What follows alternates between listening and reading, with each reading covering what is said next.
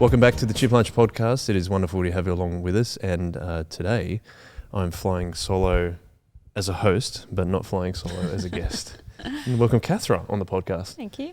Now, welcome, by the way, I should say. Thank you for coming on. Can we get the address the elephant in the room is your name? Yeah. Because even when I first met you, first time I got it wrong. Okay. So do you want to spell it and then explain? Cathra, C-A-T-H-R-A. Yep. And it comes from a mountain in England in the Lake District near a town called Keswick, which I actually spent a lot of time in growing up, which is ironic because it was later. So my parents named me after a mountain in this area. In fact, even more specific than that, we lived in a little village called Threlkeld, which is on the mountain itself. Wow. And that wasn't planned. But anyway, that's another story. But yeah, so my name comes from a mountain called Cathra. Cathra. Right. Yes. Is that the full name of the full name of the mountain is Cathra. It's got a nickname which is Saddleback because it looks like a horse's saddle. Oh, really? Yeah. Okay. And then so they just shortened it to Cathra. Shortened it to Cathra. So my parents were going to call me Catherine. Yes. Which is quite normal. Mm-hmm. But they had friends at the time who were also pregnant and also were going to call their baby Catherine. And they agreed to both go away and choose different names. And they were Scottish and they were planning to call their baby Kirsty because that's the Scottish version of Catherine. Okay. And my parents decided to call me Cathra, which I think they'd had in the background, but were a bit like, oh, it's a bit different. We'll just go the safe. And then went, okay, no, we'll go that version. And then the other family ended up having a boy, and they had Douglas. So it wouldn't have mattered anyway. I just thought it was funny because you said that you were both going to call it Catherine. They were both going to call the babies Catherine. And they're like, okay, we'll go back and change it. Like, we'll just change it to Cathra. Yeah, that's not too different, but it was different enough that it was, and very different to Douglas, and very different to Douglas. I think I said to you the other week, or was it maybe even last Saturday, that like it is unusual, but it's not weird unusual. Yeah. It's not. Well, yeah. It's not like a hyphenated name or anything like that. No, it's not. Yeah, no. And my dad's friend has now got a daughter called Cathra. Oh. Because they liked it. And I mean, she's like 18 years younger than me, so I was already an adult by the time they had that baby. And that works. That works out. And then we've called our youngest daughter Ava. Her middle name is Cathra. Oh, okay. So it's kind of going through, your parents have started something. Yeah, it's really cool. Yeah. Well, yes, as we've already discussed, first time on the podcast. Yep. First time even listening to the podcast because you haven't listened to anything. I confess, I haven't listened to any yet. But I'm inspired though to go and listen to them. Yeah, excellent. There are like I said, a lot of people come on the podcast and then they go and listen to all the other episodes, which is cool. But also probably the most highfalutin guest because you asked for sparkling water. You did offer sparkling. It wasn't like, well, I will only drink sparkling water. It's just a reason to throw you under the bus. I do like my sparkling water, I have to say. Well, kudos to Lou Crawshaw, of course, who works for Zip and got that Zip tap installed. And I didn't know you could get Zip taps that did sparkling water until we got it in church. So yeah, very cool. We have, just saying before, we have sparkling water that comes out of our fridge. And I have to say, I know this sounds very, very like pretentious. This is great. No, you're really stepping into the role which I've created for you. When we go on holiday, I really miss my fridge. Because of the sparkling water. The sparkling water on tap. And it's partly, I don't like using plastic bottles. So I don't like buying plastic bottles of sparkling water. So it's an environmental reason too. But yeah, we have a soda stream at home as well. Similar thing. But yours, soda stream is in the fridge. It's a soda stream, but it's just in the fridge. So you just put your cup, like, when you get filtered water out of the fridge, you just put it up and you can pick either sparkling or normal. Oh, really? That's pretty cool. Yeah, it's very cool. I love it. I didn't know you could do that as well. Look, I'm just learning so many sparkling water facts. It's unreal. Yes, so thank you for coming on the podcast. My pleasure. Why don't we ask you the first question, though, is like, how do you like to eat your hot chips? Yeah, good question. Being English, it's definitely salt and vinegar. Like, you have to have vinegar, and it has to be a decent amount of vinegar.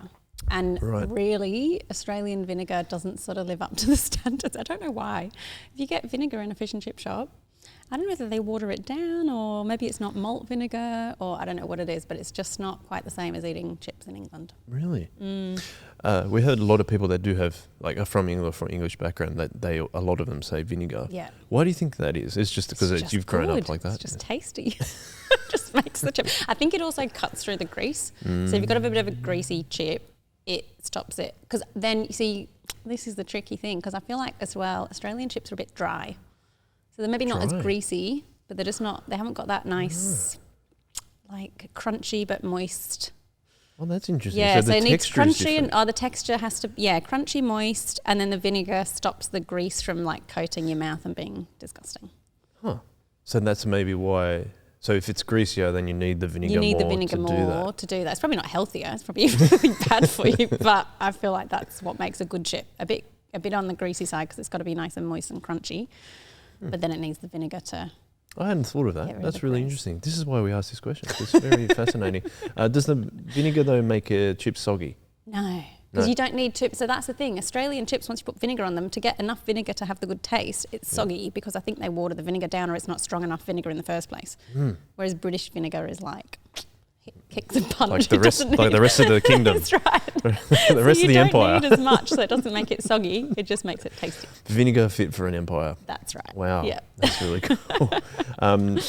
Another sub question I like to ask about the chips is do you have any like special memories about eating hot chips? A lot of people say their grandparents, but that doesn't mean you have to say that. No, not my grandparents. I remember being on holiday in Cornwall with my dad and eating fish and chips on the beach and a seagull eating the whole fish, like literally took the whole fish out of my hand as I'm picking it up to have a nibble. And seagulls, I'd forgotten this fact, but... Is this a British versus Australian seagulls thing? It is British versus Australian seagulls. This is why that's why the British conquered the world. So moving to Australia, I didn't really notice the change in the seagulls, as in I didn't notice that they were quite different to British seagulls. But we went back to the UK last year. We were there for about 6 months. And the first thing I noticed was the seagulls. They sound really different. It was the sound of the seaside. So I heard the first place we stayed was in a little apartment on the coast, and I could hear the seagulls every morning. I was like, wow, that's taken me back like 20 years to what seagulls sound like. And then we saw the seagulls and they're huge. They're like this big. In the UK. In the UK. Yeah. Whereas seagulls here are small, which is weird because I always feel like everything in Australia is bigger. Oh, yeah. So we're a bigger island anyway. So for like, spiders are bigger, all the things are bigger and scarier. And then I get to England, actually this was Northern Ireland, but similar, British Isles. And they were huge. And I was like, wow, I totally did not realise that British seagulls are really big. This is very random. It's probably great. Not that interesting. No, I love this stuff. Are you happy to give us a difference in the sound? Like, I can't imitate it. But you'd have to I'm sure you could find it online. British seagull sound, to me, it's just the sound of the seaside. I'm sure it's not like... Oh, more like higher pitched, maybe. I don't know. It's like there's it's like an accent. They've got a different accent. They've got an accent. They're obviously quite a different bird because they're so much bigger and they sound very different. Yeah, no, I can't do it. I'm not good at imitating. Do they look the same or are they different colour? Pretty much. Yeah, no, they pretty much look the same. They're just bigger.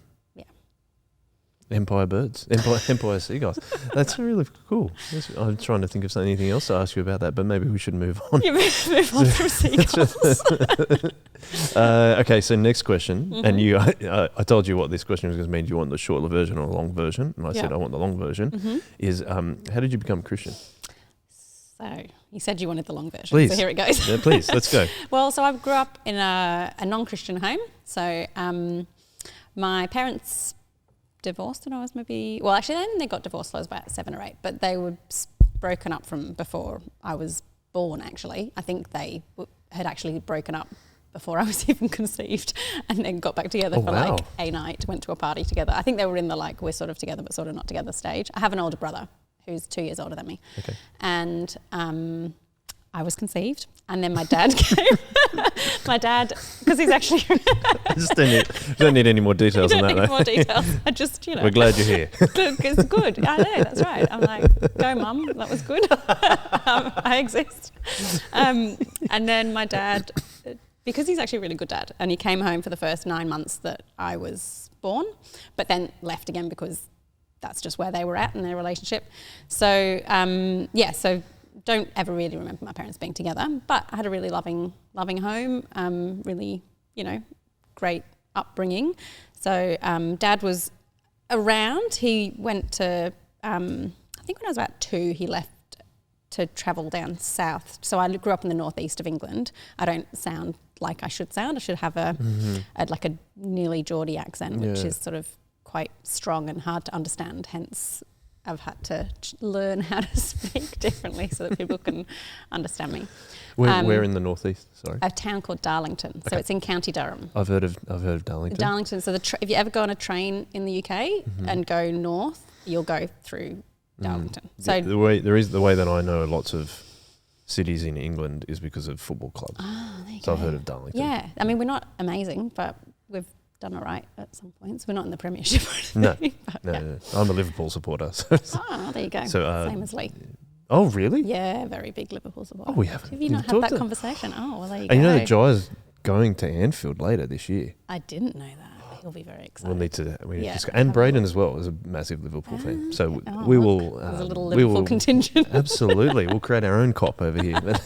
Anyway, awesome. I'm glad you know what I'm talking about. Yeah. Sorry, back to you grew up in Darlington. So I grew up in Darlington. So my dad left to move down south to go to stage school. So he trained to be an actor. Oh, okay. And then my mum brought us up.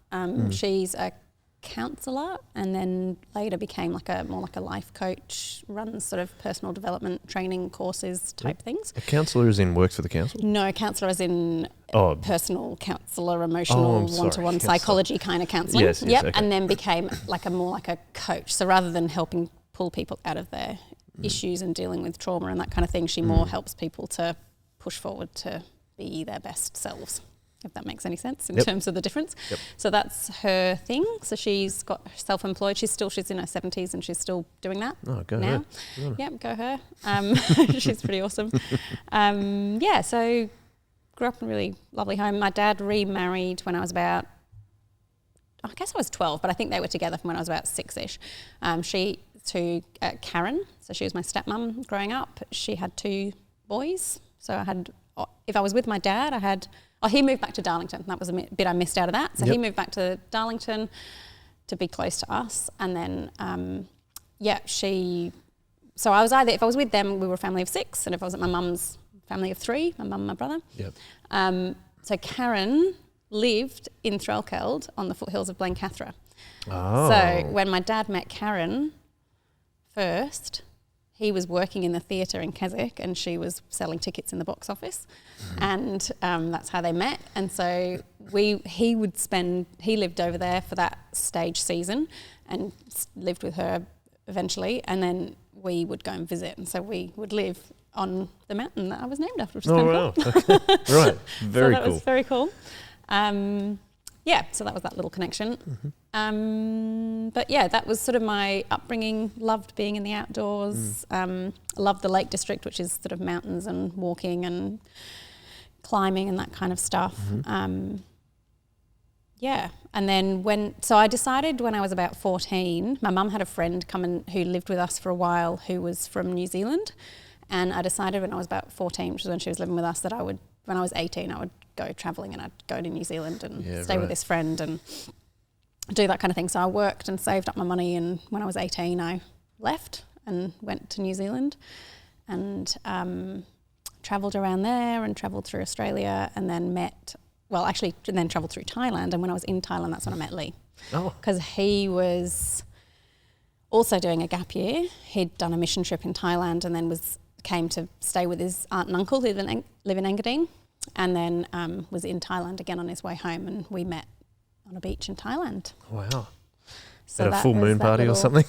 Kind of, not quite, but the next night or the 2 nights after or something, basically. Right. We started chatting and it was very romantic. We sat and talked all night and the sun the sunset, and we talked all night, and then the sun started rising, and we were like, oh look, the sun's rising, and we're still talking. That was very romantic. Very romantic. Yeah. So does that seal the deal for you?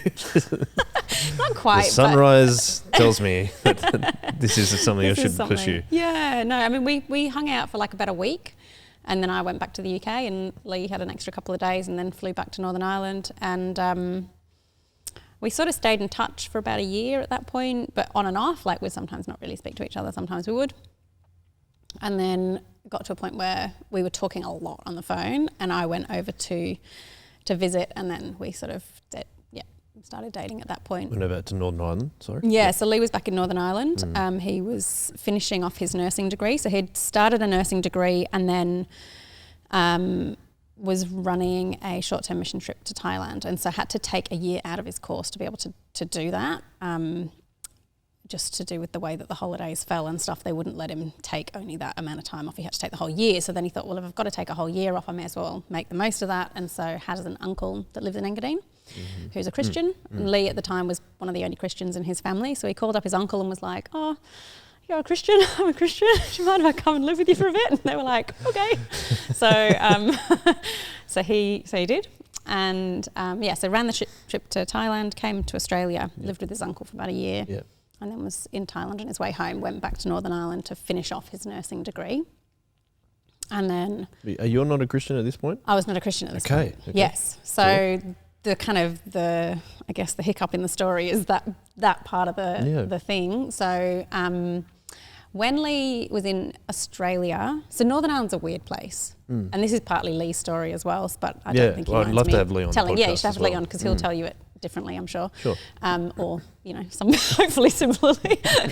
Hopefully I'm not, the sunrise, totally the sun didn't rise. He'll say I kissed him first. This is the bit that he always adds in, which is so not the case. So I'm just going to put that out there now, because if you do that, he'll be like, yeah, she came on to me. So not the case. He just likes to say that. As boys do. Anyway, back to the, back to you. Spiritual part of the story. So he really, Northern Ireland, Faithways is an interesting place, like in terms of Christianity and civil war and religion and war being combined and politics being combined into all of that. So his sort of growth in his faith, he feel like happened significantly when he got to Australia. Okay. And he was among Christians who were just normal people, going out, surfing, having fun, going to parties, doing life together, but as Christians. And he grew massively. And then he was like, I need to live here. I need to not go back to Northern Ireland. This is where I should have been born. To kind of step away from that political nature of... Yeah, I think so. I think, and like as the years have gone by and we've, I guess... hindsight's a wonderful thing, but you can look back now and I'm like, clearly he also was highly traumatized from his upbringing and life. Oh, okay. And so to have had a year away from that and separation from that and things that were still going on at home that were messy and not nice, the thought of going back into that was pretty massive for him. And so, I think that combines with the whole thing. And so then when he basically was in Thailand on his way home, he was already in the like, what's the point? Don't want to be there. Don't want to go. I need to be back in Australia. Don't want to go back to church. Can't possibly, because they don't think about Christianity in the same way that we do. And so he hadn't walked away from God by any stretch. He was definitely still a Christian, but he was that sort of church really struggling with how to live out his faith and how to enter back into Northern Ireland and the kind of, I guess, the culture that goes with that and that goes with Christianity. And certainly did, this is 20 years ago as well. So, 20 years ago, what that looked like. So by the time we met, he was not particularly acting like a Christian. And so then did some other dumb things across the next year. I'm sure he won't mind me saying that. We'll get him on the podcast to tell us. We'll do that. And you can only say that about your husband, can't you? No, I can say that about many people. But. Yeah, true. But would they forgive you? That's the thing. Okay. Fair enough. So we dated, and at that point. So then so I guess it was long distance for a while. And he then was finishing off his degree, and there came a point when we were sort of making that decision, like, is he going to then move to England? Because I'd just started my university degree, so I had 3 years of that. So this would have been at the end of my first year. Mm-hmm. And so we got to the point of going, he wanted to move over to England. I wanted him to do that. We sort of saw a future for ourselves together. And then, but he still wasn't going to church, and he would say to me things like, I'm always going to love God more than I love you. And I was like, that's weird. I don't get that. Like, what does that even mean? But also, you keep telling me about this God you love, but you're not living that out. Like, you're not going to church. You're not following him in any other way. I know that God tells you that you shouldn't sleep with somebody, and I know that, like, outside of marriage, I know that God tells you shouldn't be with somebody that's not a Christian. Like, that's pretty clear. How did you know that, by the way? Probably he told me, but probably, like, as in amongst conversation, but also, like, we occasionally would have gone to church, or like just in conversations we would have had. I'm pretty sure I would have known that stuff through those things. Is there any version of scripture in schools or anything like that? No, I'd never heard the gospel. Yeah, okay. That's which is really intriguing. I find it really intriguing. So my grandparents went to church. Mm-hmm. My mum would have taken me to church sometimes at Christmas. We used to go to our local Anglican church just up the road. We could walk there, and we had a thing called a Christingle. I don't know if that's a thing anymore, or if it even ever was a thing in Australia. Christingle? A Christingle. Christingle. What's that? Really know. So it was like a Christmas Eve service at about 5 o'clock, I guess. And the reason I used to like going was because as you walked through the door, if you're a kid, you got given an orange, and the orange had a candle in the middle. Okay. And it had little cocktail sticks with raisins and lollies on it. Mm-hmm. And at a certain point in the service, the candle got lit, and you walked down the aisle to the front and put your little Christingle orange at the front, but you got to eat your lollies while you were waiting, so it like kept you quiet. And then I got to put my candle at the front of church. Or maybe you didn't put it down, maybe you just paraded with it. I can't remember exactly what you did. I'm trying to understand, what's the significance of the orange? Don't know. Probably just a good candle holder. Okay. Keeps little children from not getting their hands burnt. Right. Okay. So that was kind of your experience of church. That's my experience of church. That plus my grandparents' church, which I went to every time we visited my grandparents. They were highly involved in their church. I don't know that they were Christians. I don't think, from later conversations I had with my grandpa, so my granny died before I became a Christian, but conversations I had with my grandpa after I became a Christian, I'm not convinced that he was a Christian. Like, he would have said that Jesus wasn't God, that the Bible wasn't fully the word of God. It's just a good book. It's a good book, good morals. And he was like highly involved in his church, one of the biggest servers. That's fascinating. So it's really intriguing. So I was never told anything about God by them, which also makes me go, I wonder how much of a Christian they really were. Yes, okay, you know what I mean? Makes sense, yeah. Mum grew up in church, but very much walked away from that as a older teenager. Yeah. And my dad a bit similarly. So my granny on the other side would have also gone to church. Like, I remember going with her, but differently, not involved in the same way.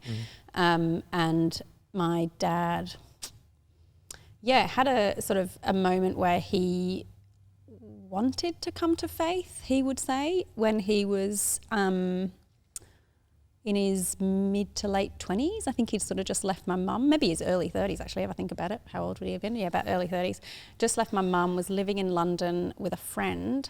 This friend had also just separated from his wife, and the friend went to, I can't think of the name of the church. What's the name of the church that Alpha came out of? Bromley something. I don't know. Anyway. I'm from a non-Christian family too. Went to that church, became a Christian. Wow, okay. And my dad was like, I want what he's got. And went with him and, in his retelling of the story, he sort of tried it and it didn't work. And so I don't really know what that looks like fully. I've tried to have that conversation with my dad a few times, but it's a bit hard to get there. Like, there's a lot of hurt from him. He's very angry about a God that allows suffering in the world, is kind of his, I think, biggest sticking point. For a lot of other people too. Yeah, for sure. And so I think it's hard to kind of he just doesn't believe a lot of it. But then he'll still, like he says, he'll pray and he believes in some sort of something, but I'm not sure what. My mum's very much like more new agey, spiritual, everything goes, a bit of all things is great, Jesus is awesome. She would say she was a Christian, but she also knows she's not in my eyes. As in she knows, she's like, well, if you're talking about Christians as you define it, then no, I'm not. But, you know, in another world, she would say she was because she went to church and was confirmed and all that kind of thing. Yeah. Can't remember where I was now, though. Well, you're talking about Lee moving to England. Oh, yeah. But that was... that was a big tangent. No, but that was a good one, though, because it kind of sets the stage for why... For you how said you kind of my became Christian. I don't know, something about... Oh, you were asking about scripture in school. Yeah. I was saying I hadn't had the gospel message, and that was my experience of it. Yeah, okay, that's cool. Yeah, so I kind of challenged him basically to say, if you're a Christian and you're saying you love God more than me, then you need to start showing it, because otherwise that doesn't make sense to me. And you're not, you're being the hypocritical Christian that nobody as a Christian wants to be. That's interesting. I'm just wondering, like, if God put that on you, on your heart first. Yeah. I mean, surely. Yeah. Sorry, keep going. That's really interesting. Yeah. So when Lee moved to to England, which would have been about, get my years right, September 2003. And you're still in the northeast? Still in the northeast, but not in Darlington. So I went to university in Hull. Yep. Which is sort of still northeast, but about 2 hours Actually, south. I have a map up here. Oh, you've got a map. I'm looking. I'm interested to where we're travelling. That's all. Yeah. So we're in Hull now, so about 2 hours south of Darlington. And Hull is. Lee always says he went to Hull and back for me, but Hell and back, because it was voted Britain's. Am I allowed to like mildly swear on this podcast? It's not like we'll beep bad. it. Can you beep this, please? Britain's what? It's Britain's crappiest city. Oh, that's it's fine. Not like, that's I'm fine. like, what, you know, mildly. I thought you were going to drop an F word. No, mild swearing. My children have this, this is again another tangent, but the kids, my kids say, you know, of everyone in the house, mummy's the one that swears. But like, I really don't swear that much. Used to when I was a child and a teenager and a young adult. It definitely was. You got as I said, coming from a non-Christian family. In the northeast of England, like you have to survive. Totally. Like it's a survival factor. Yeah. The only thing I got in trouble at primary school and high school for was talking and swearing. So I can understand. Yeah, that'd probably be about right actually. Same. So anyway, that's just funny. But yes, so Britain's worst city. Yes. I don't know, 3 years in a row or something. So 3 years in a row. Oh, yeah, that's not good. 3 years in a row. We had some interesting incidents while we were there. We used to have there's a group of young boys who used to try and break into our house regularly, to the point where I would just sit in the living room and wave at them. Because they'd just come up and look to see if we were in, and I'd just wave and they'd toddle off. Oh, and if they couldn't see us, then they would attempt to break in. And one day I found one of them through the kitchen window. And I won't repeat what I said to him because that will need to be beeped out. Well, you weren't a Christian then? I was not a Christian at this point, that's right. Clarification in the story. Anyway. It was a bit sad though, because then we went and did had to do when you go to the police station, you look at all the faces of all the people that sort of fit the profile. Yeah, what is that called? Like, not a lineup. It's not a lineup, but it was online, and they just had every single kid that fitted the profile. So I said he's probably between 12 and 14.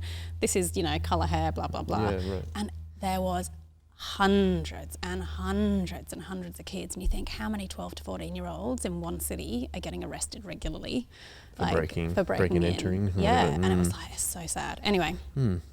And I did pick a few of them out, which was, I don't know if that's good or bad. Hopefully that somewhere along the line they've, grown and matured and are no longer breaking into houses. Out of reach of the long arm of the law. That's right. Peaky Blinders reference. Nice. And our car used to get stolen all the time, but we kept getting it back. Oh, you kept getting it. I just want the kids to steal it. So I can get the insurance money. We wouldn't have got very much. We got to the point where they'd broken into it that many times that they'd broken the ignition, so we had to hotwire it to start it. No. So we'd get in the car, every time we get in the car, we'd hotwire the car. This feels like very roughing it uni student life. We were roughing it uni student life, but it was also the northeast of England, and it was not that. I mean, it was that was our experience of life at that point. Like, that was pretty normal. It's very much not the Shire. By any stretch of the imagination. Many places are not the Shire. Many places Cathra, are not the Shire. as many people in the Shire will tell you. So, so we so Lee moved to Hull for me, where he was planning on moving straight back to Australia. So his plan was, I go home, I finish my degree, I move straight back to Australia.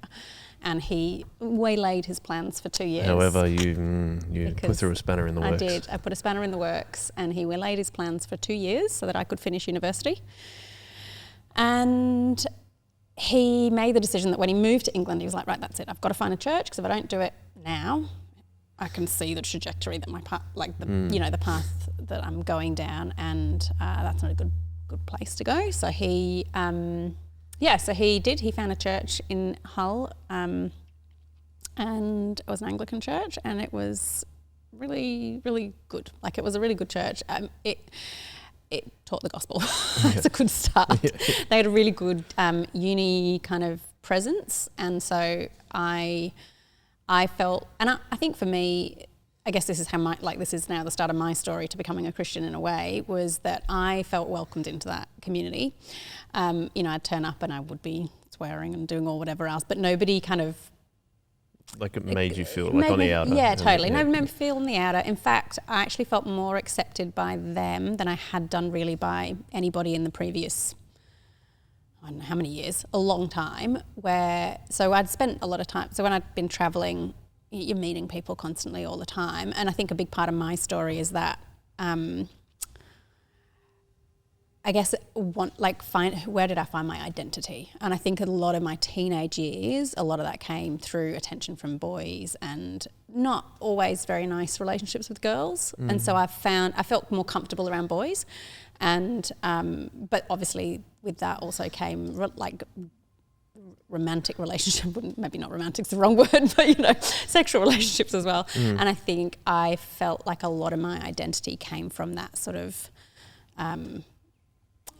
what people could get from me, or relationships were based around that, or going out and drinking and how stupid you could be and how dumb you could, and how crazy you could be and all of that kind of stuff. Like, a lot of my relationships were based on what people could get from me, if that makes sense, rather than on who I was. And so I came to church and I was like, oh, these people actually are interested in me. Like, they're asking me questions about me and who I am and what I like and what I'm interested in.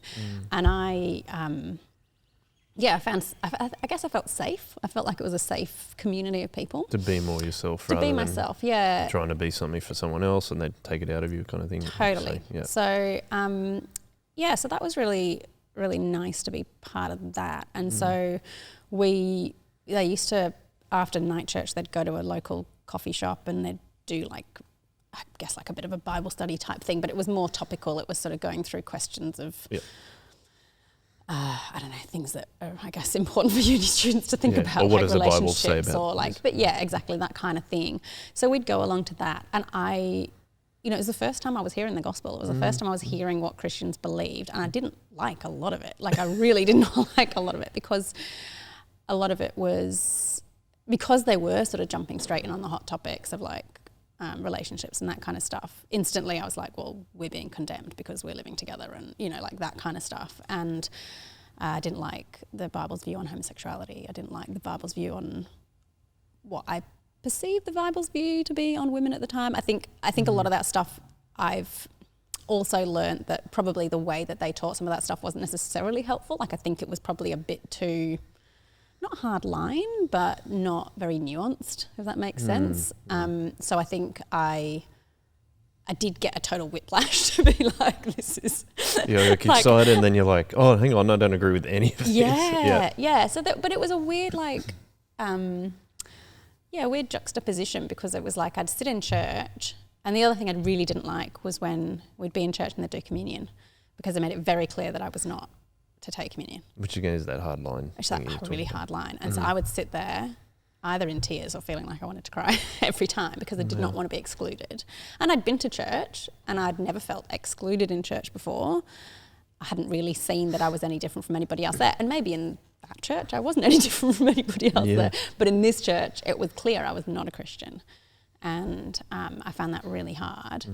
But yeah, it's tricky. It's that balance between that's a good thing because then I could see that I was outside of something that these people had. But you're still very much welcomed. Still very much welcomed. Still, you know, really, very much wanted to be there. Felt like these were the people that I could relate to. Sounds like you're in a fair bit of turmoil. Oh, totally. Yeah, definitely. Yeah, and that lasted for a good year. Yeah, because it's challenging your identity so much. Yeah, definitely challenging my identity, challenging my beliefs. Like, how could I possibly become a Christian if that meant I had to believe these things?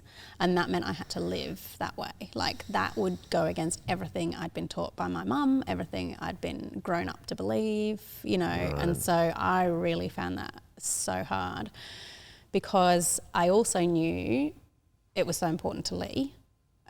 For his faith, and he was really important to me, and he was now maturing in his faith and like really kind of, you know, getting stuck into growing in his faith doing again. The thing that you challenged him to do. Exactly. He was now doing that exact thing, and that was really, really good, and I could see that, and I could see that was a really good thing for him.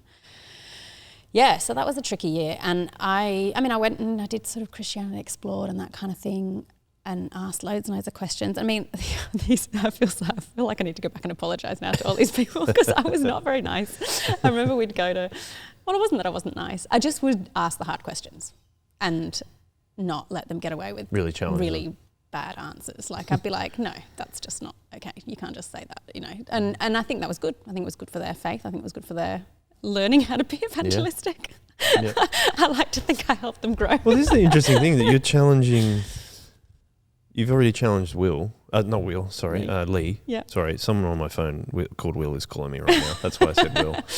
You're challenging Lee, but also challenging the guys that were trying to teach you the Bible. But you weren't even a Christian yet. Yeah. I know. Yeah, for sure. Are you looking for like the one answer? Is that what you think you were looking for, or are you just looking for answers on many things? I think I was looking for an answer. I think I remember going to a wedding of friends of ours, actually people we're now quite close with. A friend of Lee who he grew up with her, and they lived in England at the time. Anyway, this is like another little side story, but they lived in Newcastle in England at the time, but she's from Northern Ireland. She married a guy from Newcastle. Yeah. And there's the northeast accent there, by the way, when you say Newcastle. Did it come through? Isn't that funny? I hear it sometimes. Yeah. So anyway, I'd met them once maybe because they were friends of Lee's, and we went to their wedding last year when we were in Northern Ireland. We spent a lot of time with them and got really close with them. Lee's actually staying at their house right now. Oh, lovely. So they're really close to me now, but it's really nice, I suppose, to then look back and go, because at the time I didn't really know them. So we went to their wedding, and they're Christians, and one of the songs they had at their wedding, I can't even remember the name of the song, but I think the bridge in it is "Open the eyes of my heart, Lord. I want to know you," something along those lines. Yeah. And I remember being in church singing that, being like, I really mean that. Like, I really want that. I want that to happen. I want my eyes to be opened. I want to know you, but I just didn't. And I couldn't see it at that time. It makes sense of what you've been saying so far. Yeah. And then I remember there came a point where I'm quite a logical person. Like, I need to understand stuff logically. It needs to make sense to me. If it doesn't make sense, I'm like, oh, this doesn't make sense. Like, I can't agree with that. You need to explain it to me. Yeah. And then that's, I guess, where I used to ask lots of questions, because I'm like, well, until this makes sense to me, I'm not satisfied. Like, I have to get it. So... yeah, through doing Christianity Explored and another couple of things through that church and going to some of the uni groups and different stuff that they had on and going to church, I guess I kept asking all those questions. And there came a point when it logically all made sense to me. I was like, I can get it. I can see that the Bible is real. I can see that Jesus was really a man who walked on earth. I can see that Jesus was really God by the way that, like, by what he did and how he, carried out miracles and by dying on the cross, and I can see that he did that to rescue people from their sin. Like, I could tell you the full gospel. I was like, I get it. It makes sense. On board, totally.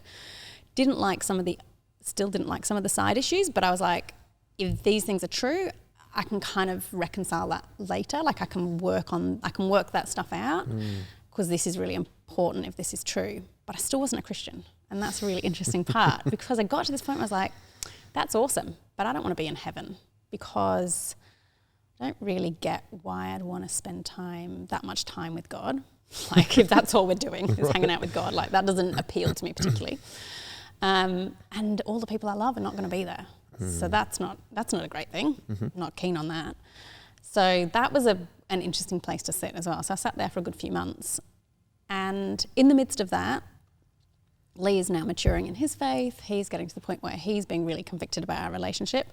So we spent a year. When he first moved to England, he found his own apartment and I was living in a share house because I'd already organised that before we started dating, I think. And very quickly I moved into where he was living just because we were sort of there all the time anyway, and it sort of made sense, and we weren't paying 2 months of rent, and we sort of very quickly combined our lives and almost were living as if we were married.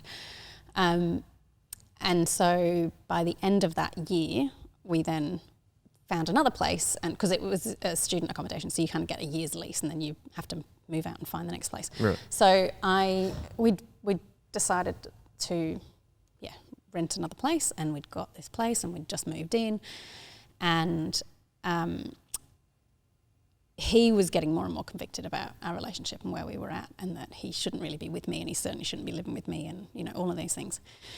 So he had then gone to our student pastor, who was actually a missionary from Australia to Hull, to the northeast of England. Okay. He's a guy we're still good friends with now, who lives in Tasmania, and said to him, I need to break up with Cathra, and I'm going to need you to hold me accountable because I'm not going to do it otherwise. And so he said, yep, okay, I can do that.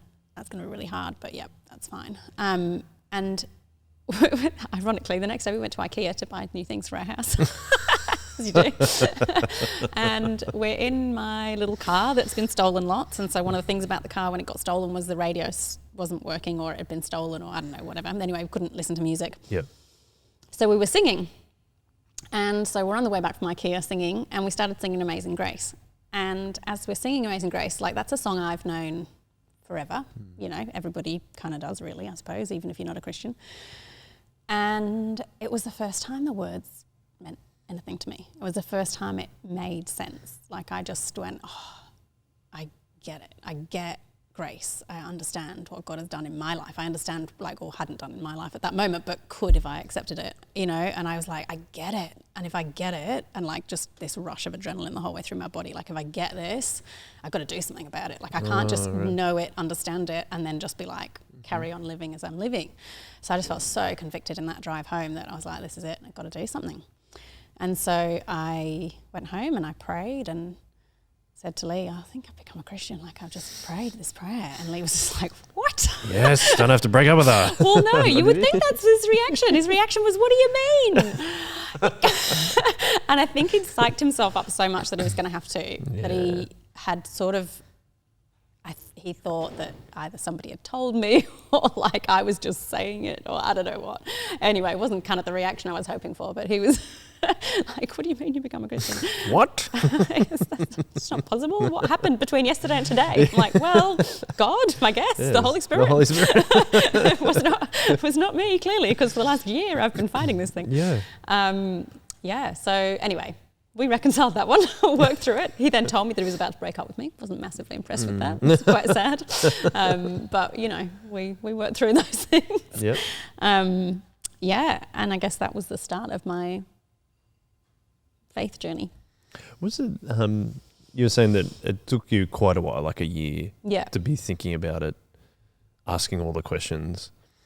What about and then you just said when you became a Christian, was it like a real quick switch over for you after that? Because you'd worked through so many things that you disagreed with?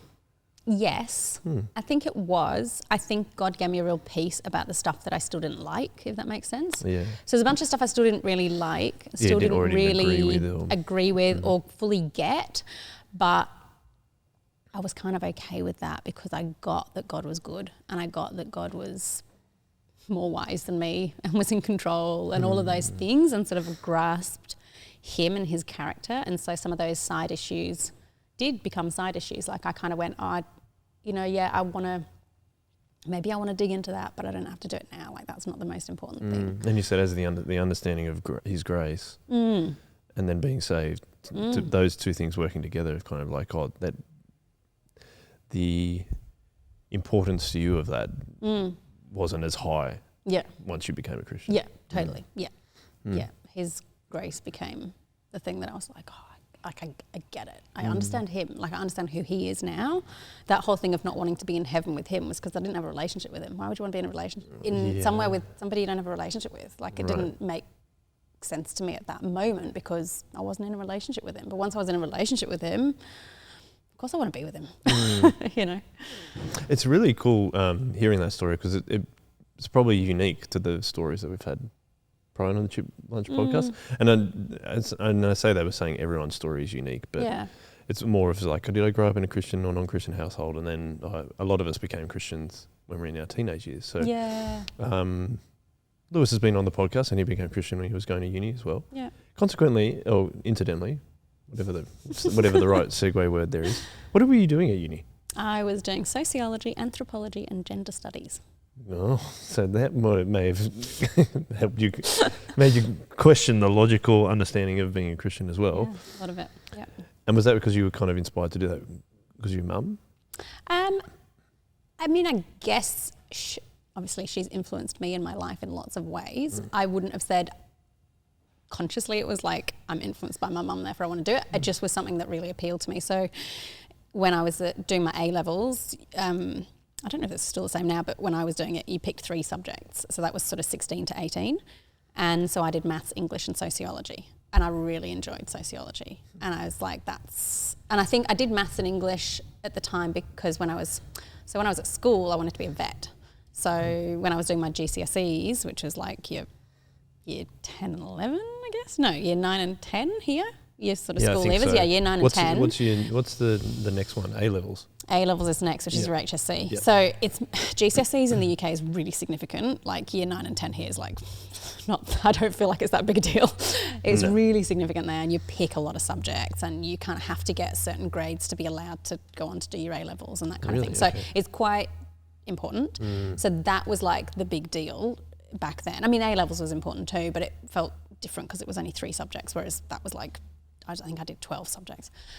So I chose all science subjects because I wanted to be a vet. So I did all these separate sciences. And anyway, I think by the time I was 16 and I'd done all of that for 2 years, I was like, I'm so over science. I don't want to do this anymore. I can't possibly imagine doing my A-levels and doing 3 more science subjects. So I basically totally changed tack and went, I loved animals and stuff. And I'd done lots of work experience in vets and things like that. And I was like, that would be really cool. But it was just, I wasn't that passionate about it anymore. So I went down that route. And I think I was just intrigued by people more by that point. And so sociology was something that I guess. And for those sociology, I mean, in Australia, it's probably HSIE, is it? What is what HSIE is. Oh, history, society. No, so sociology is like a separate subject in and of itself. Okay. It's not. It wouldn't be history. It's more looking at how. I mean, it includes elements of history, but it more is the way that societies work. So how groups of people live and work together and do things. Yep.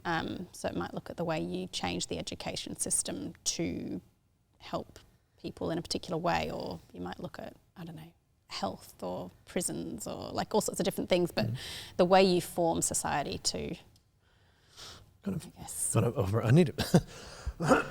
Excuse me. Yeah. Kind of like how society operates together. Yeah, that's and the right. things you put in place to make that Yes, work. and if you do something, what impact does that have on society? So like, you could look like the long term, this is just something random, but the long term effects of having like a what's called like a, not socialized medicine, but like a like Medicare, for example. Yes, a health system like the NHS in the UK. Yeah. Yes, NHS, that's what it's called in the UK. Yeah, so that kind of thing. Or, I mean, I bet there'll be loads of sociology studies done on COVID and the impact of isolation and that kind of stuff. Definitely. Yeah. Yeah. So I find that really intriguing and interesting.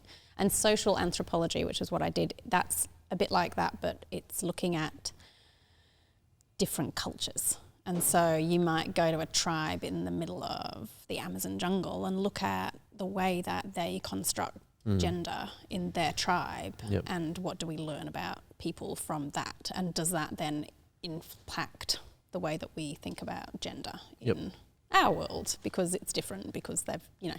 And so anthropologists generally go and live with people for a period of time, like quite a long time, to understand their society fully, and to then really experience what it's like to be part of their society, and then how we can understand people better is the gist. Is that something you were thinking about doing? Just going and living? I don't know that I mean, I definitely loved different cultures. So we did a lot of travelling. So when I was 18, I travelled through New Zealand and then Australia and Thailand. And that was really interesting. And then I was inspired to travel more. So after we got married, jumping forward slightly, we moved to Australia, like literally the next day. Poor parents, I feel so awful. Now I think about it, and I've got my own children. I'm like, what was I doing? But at the time it was like, oh, this is fun. Who cares? Yeah, that's right. Just go do it. And on the way we travelled through like India and Nepal and Vietnam, is that Cambodia, kind of your and honeymoon? Thailand. And, that was our honeymoon. We backpacked through Asia and arrived in Australia, basically. But yes, I was very much interested by different cultures and people and the way that different cultures worked. And interestingly, anthropologists are generally very anti-missionaries, because missionaries go in and try to change the culture. Whereas an anthropologist, the whole point of them is going in to understand it, but not to change anything, to like really assimilate with the way that they do stuff, and to just become part of what they're doing while they understand it. So as I'm doing my course and going through becoming a Christian at the same time, I've got anti-missionary stuff happening in one subject. I've got gender studies, which is obviously very much, we had lots of transvestites and things in our course, and transsexuals and lots of gay people and that kind of thing. So like you've got that, and Christians are awful and bad and terrible because of all that they're doing in this world, and then you've got the anthropology stuff, and missionaries are terrible and bad because of all they're doing. Sociology less so, but that was kind of my what I was being taught as I'm going through this process of becoming a Christian. So then the next year was interesting. Because I was going to say, so like once you became a Christian, was there a real noticeable change, and how was your response to that? What your uni degree, though, what you were doing? Yeah. I think the most noticeable change was my alcohol consumption. Okay. So I had to, and I think I don't think anybody told me you need to drink less. I think I just felt convicted by it. I mean, probably conversations I'd had with Lee, and probably even in the year leading up to that, I'd probably gone out and got drunk less, because I was living a slightly different life, because I was, hanging out with Christians a lot more and with Lee, but I would still go out with my workmates. I worked at a rock climbing wall, and was a rock climbing instructor, and so we'd go out and party and things, and my uni friends that weren't from church, that's a lot of what we did. So it's also the culture in uni, very right? much the culture. Okay. Well, that was my experience of what you did with your friends from when I was 15, maybe, probably. Like that's just all we did. So so that was very normal for me. And I remember still after I became a Christian going out and probably getting a bit too drunk a few times. And so, but then feeling kind of convicted, and more probably convicted by my behaviour while I was drunk, if that makes any sense. And so then I was like, I don't really want to do those things. So I probably need to not drink as much. I mean, I don't want to get too theological based, but it's kind of what the Bible says is like, don't get drunk because of the consequences. Totally. Yeah. And that's what I try and say to my kids now. I'm like, I think it's you know, yes, you don't want to get drunk because you don't want to get drunk, but realistically, if you get drunk and you fall asleep, then like it's not that major consequences. You get drunk and you go out with your friends, and then you're doing stuff that you don't have the same self-control, and the other people that you're around don't have the same self-control, and you're going to do some dumb stuff that you really regret, and it's going to impact you for the rest of your life. And so that's not wise. You know, mum and dad have both been there, both done those things, and we'd really rather you didn't. Now, obviously, they're going to make their choices, and sometimes certain types of people need to learn through their own mistakes, and that's okay. I understand that. I'm one of them. But obviously as a parent, want to save your kids from as much heartache as possible. And some of that stuff still impacts Lee and I to this day. And it's like, it'd be nice to save them from some of that. Yeah, that makes a lot of sense. I mean, that's what you're meant to do as a parent as well. Yeah, totally. We'll get back to the question though. Gosh, my voice is funny. So when you became a Christian, what was it? How was life different in that last year of uni? Yeah, the last year of uni. So definitely drank less, swore less. That was interesting. That came out pretty quick. Although I still struggled with that at times. I'd love to see the swearing Cathra. I haven't seen it yet. I might just try and annoy you and upset you enough to get you to do that. No, you don't want to see that. No, you don't. Okay, so they're two. I can demo it, but it wouldn't be very not right now. I'll wait till later when we're not recording. Probably my accent would probably come back out again. Yes, that's why I want to do it. So those two, they were there. I think they were the really clear things. But also, you know, I really wanted to grow. I felt like I had this really kind of desire to grow heaps in my faith. Because you finally made this decision. Yeah. And now you're like, well, let's go. Yeah, totally. And it was this like amazing opportunity. It was really interesting. So I think I became a Christian just at the start of the summer holidays. So that year I'd been going to the uni group, and I'd been going to church maybe twice sometimes. I'd been going to the after the church like coffee shop thing. And then the summer holidays hit, and I'd just become a Christian, and then like apart from church, everything had stopped, and I was like, I feel like I need all of this input, and it's not here. Like I haven't got this. Wow, yeah. And I remember reading my Bible, and I remember hearing, as in that year leading up to being Christian, a lot of Christians talking about how much they struggle to, you know, read their Bible every day and that kind of thing. And I was like, why would you struggle to do this? This is amazing. This is so interesting. And like, I just wanted to spend all this time reading the Bible, and couldn't kind of get my head around. I was like, you know, note to self, don't ever get to that point where you don't want to read the Bible. Like, just make this a thing that you do every day because it's so important. So I think, and then I remember there's like about a month in this point of being like, am I a Christian? Like, has anything actually changed? Is my life any different? I don't feel any different. You know, that kind of thing where I was like, I don't know where I'm at fully, and like just having those doubts. And I guess that was like, now I'd say that's the devil just kind of putting those seeds of doubt in there to make me question. And I didn't have like I was saying, you know, I'd had all this sort of constant, multiple times a week input from people, and it wasn't there at that point. Yeah. I remember having a conversation with Lee about it, and him just saying, no, you're a Christian. Like, you got to keep stepping on. Like, that's just how it is. It's just sometimes it doesn't feel like that. It makes me think of like the parable of is it parable of the seed? And, you know, like some people fall on rocky ground, and so like you were the one, grew up really fast, but then it was like almost like a decision point of like, am I actually going to be in this for the long haul when it got difficult? And I don't feel like it was a decision so much as just a seed of doubt as to whether what had happened had really happened. Was I actually a Christian, or was I just kind of making that up? You know what I mean? Like, it was more that. It wasn't that I was deciding to potentially turn away from God. But yeah, so then I really got stuck into everything that year. Like, I had a really good friend who was sort of student worker at the church, mentored me one-on-one each week, and went to a thing on a Tuesday afternoon that was like a kind of theology course type thing, and was serving in the kids ministry, and I don't know, like even that was awesome, because I was like, I've got to read all these, I've got to learn these stories, so I'll teach them to the kids. And I remember reading about Joseph for the first time and being blown away by it, and like telling it to Lee like as if it was this really exciting thing. And he was like, yeah, I know. I know the story. I was like, but isn't it amazing? All this stuff happened. And, so that was really cool. So yeah, I feel like there was a lot of growth that year.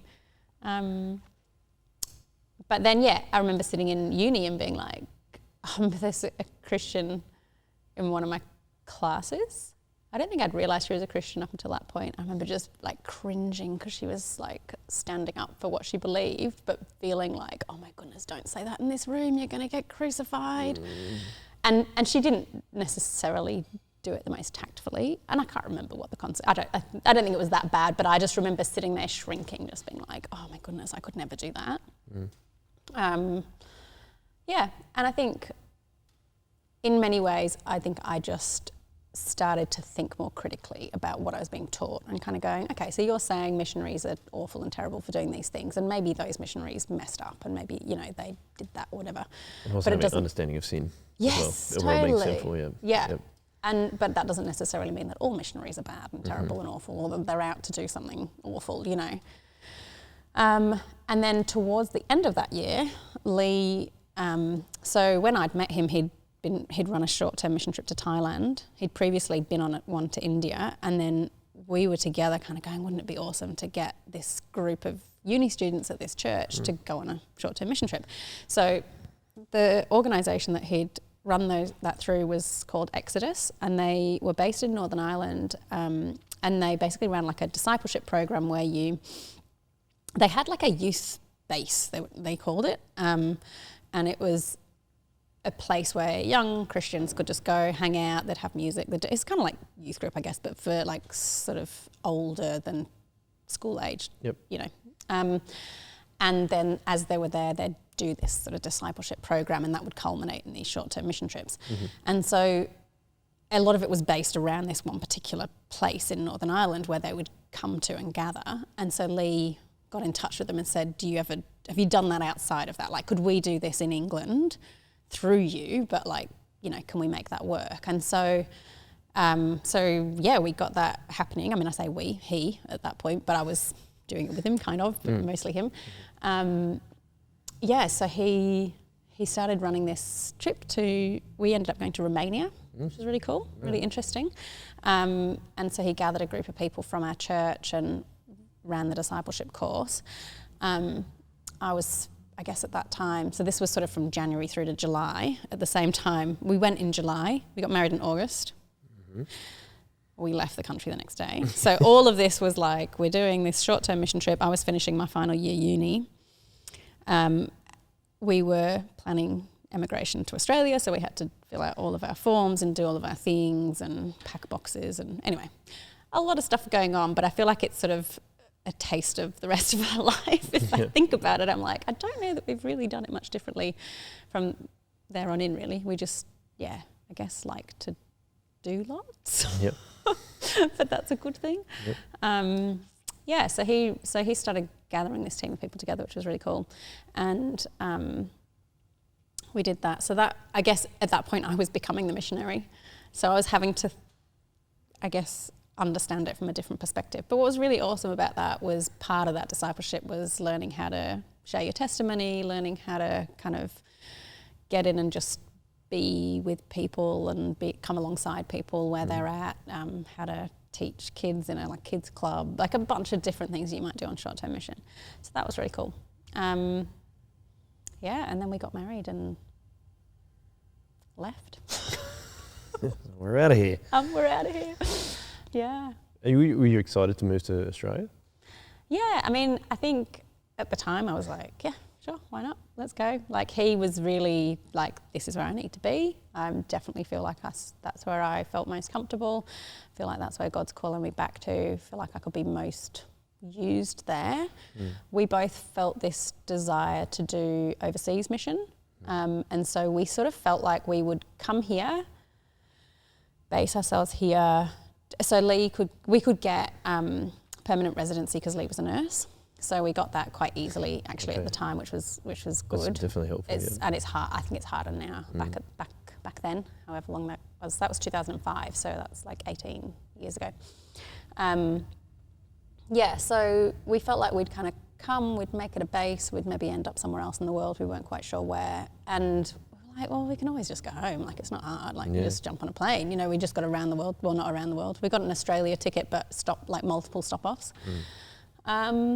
So it didn't seem like a big deal at the time, and that's where I think we were a bit blasé about it, and that's where now I'm like, oh, my poor parents, like they knew. I remember my dad saying to me, as we were in the car park the morning after the wedding, and I was jumping in the car to go to the airport, and he lived in France at the time, so he still lives in France now. So he was sort of on his way to the airport, and I was on my way to the airport, and I said, oh, see you, Dad, like, see you soon. And he went, no, you're not going to. And I went, oh, like, you know, like, see you at some point soon-ish. And he was like, no, like, you actually really It'll be like a year at least. It's going to be a long time. And I was like, oh, okay. And I think it was just this moment of, I know that. And I was trying to be sort of, I don't know, not think about it, just be super positive. And he wanted me to get the reality of, you do realise what you're doing. Know what you've done. No, that's right. Not in a mean way, just like, no, but don't be too, happy-go-lucky about the whole thing. Yeah. And then so you moved to Australia. So we moved to Australia. So did you have a plan? Were you able to get a job? Both you guys were able to get a job and stuff? Yeah, see, I was a bit trickier. So my degree didn't really get me a job as such. I thought in the UK I could have done like an apprenticeship in social work. So I could have just basically gone on to work in social work and get sort of paid along the way and train up as I went. But when I got here, I looked into it and it was like another 4-year undergrad. And I was like, I've just done 3 years of uni. I don't want to do another 4.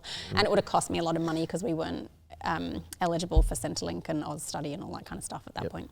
So that was like, oh, I won't do that. So I just got a job waitressing, and then I taught scripture 1 day a week because I could. So I did. Did you move to the Shire? So yeah, we moved in with Lee's aunt and uncle in Engadine at first, and we were there for a couple of months, or maybe not even, maybe a month, I can't remember. Got a unit in Cronulla, which was really nice and cheap as chips, especially so we were living in Hull, which, as we've said, is not the best place in the world. Worst place ever. The worst place ever. We were paying for our very old 2-bed unit on Gunnamatta Bay, like literally on Tonkin Street, overlooking the ferry wharf to Bundeena. Yeah, I know what you mean, yeah. We were in a little 2-bed unit there, and we were paying the same amount we paid for our 2-bed unit in Hull. Yep. So for us, it was like, oh, this is amazing. Is that random unit building that's just there on its own? No, that is not the one right next to Tonkin. Do you mean the one right next to Tonkin Oval? Yeah. Yeah, it's not that. It's literally the other side of the street from that. So if you were walking down the street to the ferry, it's the one just to the left. It's like the red brick building right there. Yep. And we could watch the sunset every night over Gunnamatta Bay. Oh, like in Thailand. It was like in Thailand. Did you watch all the baseball being played there? No, not so much. We could not from the side of the building we were on. We couldn't see. Okay. But I did, honestly, when we first got here, I was like, this is heaven. No, I would really? go and I would waitress all day, and I'd go home and I'd have a swim in Gunnamatta and float and just be like, like Lee was nursing, so he was working a lot of shifts. So, I say it was in heaven. It was lonely. Like, I had a really lonely couple of years, I would say, because, he had a lot of people he knew from when he was here before. Yeah. He'd had this big group of friends, and they were all hanging out all the time and stuff. And this is now 3 years later, and so some of them were still hanging out, but they were all 3 years older. They weren't at uni anymore. They were working and things, and so there wasn't that same kind of just everybody hanging out all the time doing their same thing. Yep. And the church we went to was beautiful family church. Like, it was like having family, and that was really nice. So it was Lee's uncle's church in Engadine. But there wasn't many people our age, or any people our age. There was people older that had kids, and there was people younger still at uni, but we were sort of in this, in some ways it doesn't matter, and it didn't matter, and we still made friends there that we still got beautiful friends there today. But like I say, it felt like family, and that was really special. But I didn't have people my age. I didn't feel like I had a friend. Put it that way. Moved over here where you don't know anyone. When Lee did, he at least knew some people. And he was busy and like working. And I think in hindsight, I think we could have done a better job of investing in friendships at that moment. I think we sort of hoped we would just get sort of brought into whatever was happening. And I think that happened a little bit, but. It didn't happen probably as much as we maybe hoped or thought it might or whatever, but I think we also didn't make that much effort to invite people the other way. And I think that's something I've worked out over the years is really important. If you want to be friends with somebody, you have to actually make a two-way effort. You can't just hope that you're going to get, pulled in along with the crowd. Yeah, that's interesting. Like, it's interesting that we see friendship as different, like even a romantic relationship, you've got to put in effort on both sides. It's the same with friendship. Yeah, that's right. That's right. And I think I was a bit insecure in that I didn't want to impose on people. I didn't want people to think that they sort of had to include that English me. girl But is that's right. Maybe we should, So I think I didn't put myself out there as much as I probably could have done. So there was lots of lovely things about that time, but lots of hard things too. And I waitressed for the first year and did a counselling course on the side, which I really enjoyed. It was just like, what do you call it when you just do it at home yourself? It wasn't online because it was pre-online. It was like in an actual workbook. Like distance. Distance learning. It was just distance learning, and I'd occasionally go in for like a face-to-face session, but most of it was distance learning, which was good. I didn't finish it because I started having babies. Okay. So I've still got this half-done counselling course. So I did that, and then I worked in a dental surgery for about a year, and then Josh was born. And then about that time, Lee moved away from nursing and became the youth pastor at Engadine Congregational Church, which is where we had been going. Right. He had contact dermatitis from wearing gloves and washing his hands all the time. So he was on workers' compensation for that and was doing some admin job in the hospital, which was so not his thing at all and was awful. It's really horrible. And this youth job came up at our church, and somebody tapped him on the shoulder and said, I think you'd be really good and you should apply for this. And he went, oh, okay, maybe that's God's way of sort of pushing me into it. So we'd arrived, like I said, thinking, oh, we'll go and do overseas mission stuff. We'd gone to this missions conference up at Katoomba a couple of times, and every time we'd gone, I was super inspired to go and to be a missionary. And but I don't know, for whatever reason, we hadn't got to that place yet. And I think we were like, oh, we need to go to Bible college first, and that, which obviously is an important thing, part of the journey to becoming missionaries. And I don't know why we hadn't. We just hadn't. I mean, I'm only talking 2 years into being in Australia. We'd gone to an open day at SMBC, I'm pretty sure, and I was like, oh, we should do this. But for me, if I think about it now, I'm like, that was, I reckon, a community thing. It was like, I want to be part of that community because I'm lonely. And yes, I want to grow in my love and knowledge of God, but I want to be part of that community. I just want to move away from here and be put in a place where there's people around me all the time who want to be my friend. Yeah. Here's a question that we always often ask is, are you an introvert or extrovert? Total introvert. Yeah. Oh, introvert? Yeah. But you want to see people all the time? Oh, all right. It's interesting. So I'm definitely an introvert, and Lee's definitely an extrovert, but because he's so extroverted, he needs more time away from people. Oh, okay. Not more than me, as in, if he's in a room full of people, he has to go and talk to everybody. He has to make sure everybody feels like they're okay, and he needs to have those conversations and deep conversations. Whereas I can quite happily sit in a room full of people quietly. You don't have to have a conversation. I'm all good. It's fine. But if I'm just by myself all the time, I go crazy. But that first year of being here, I was by myself all the time. Yeah. So I would go slightly stir crazy. So I need friendships. I need to be around people. But I love being by myself too. I travelled by myself for a year. Yeah, that's impressive. Which maybe you can do as an extrovert, because I guess you just find lots of people along the way. But I was totally happy to do that. Because I'm I don't even like being at home one night on my own. Yes, I love it. I love it. Is that because you have 4 children? Probably. You mentioned Josh though. I was thought that's a good time to tell us about your children. So I've got Josh, who's 15. Which seems crazy.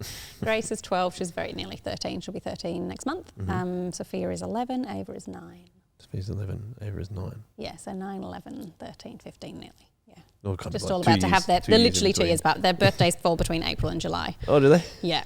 And we're in birthday season. We've nearly made it out the other side. We've only got 1 more to go.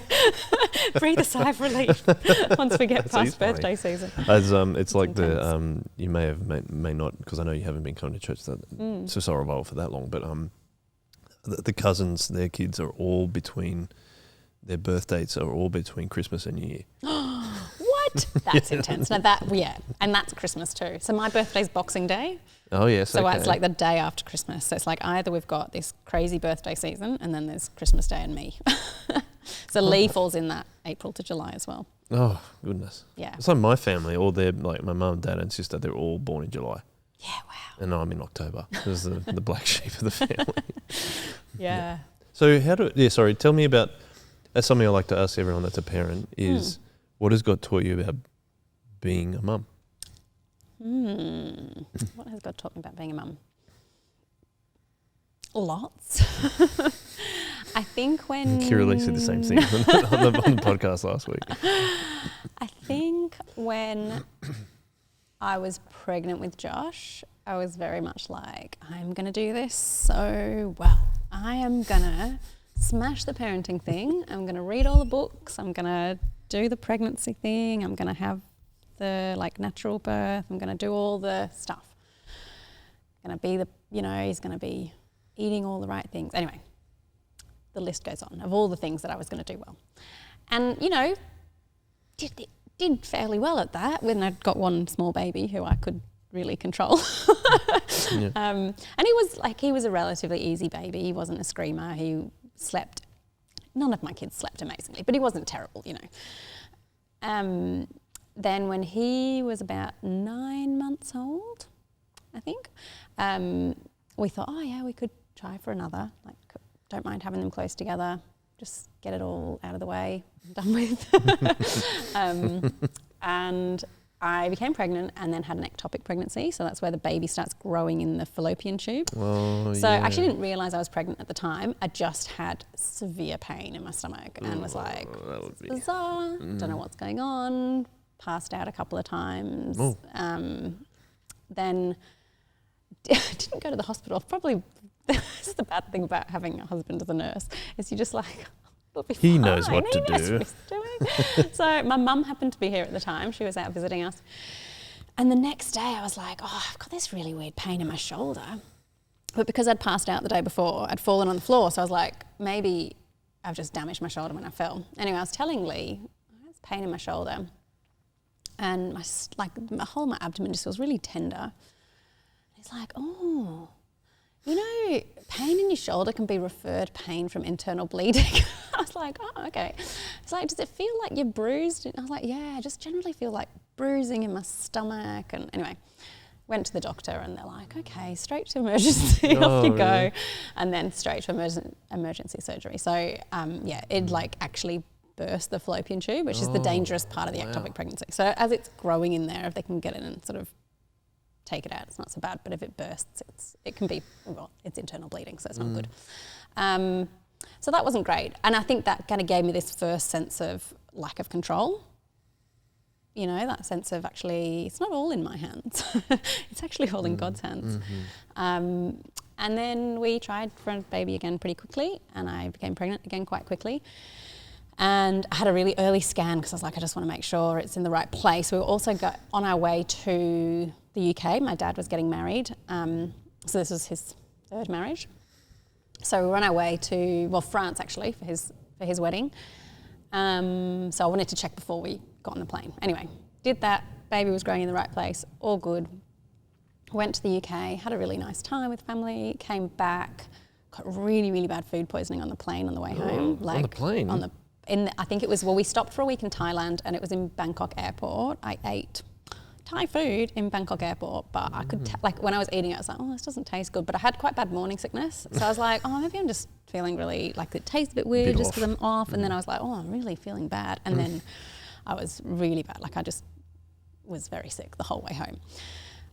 And about 3 or 4 weeks later, went for our first midwife appointment and there was no heartbeat.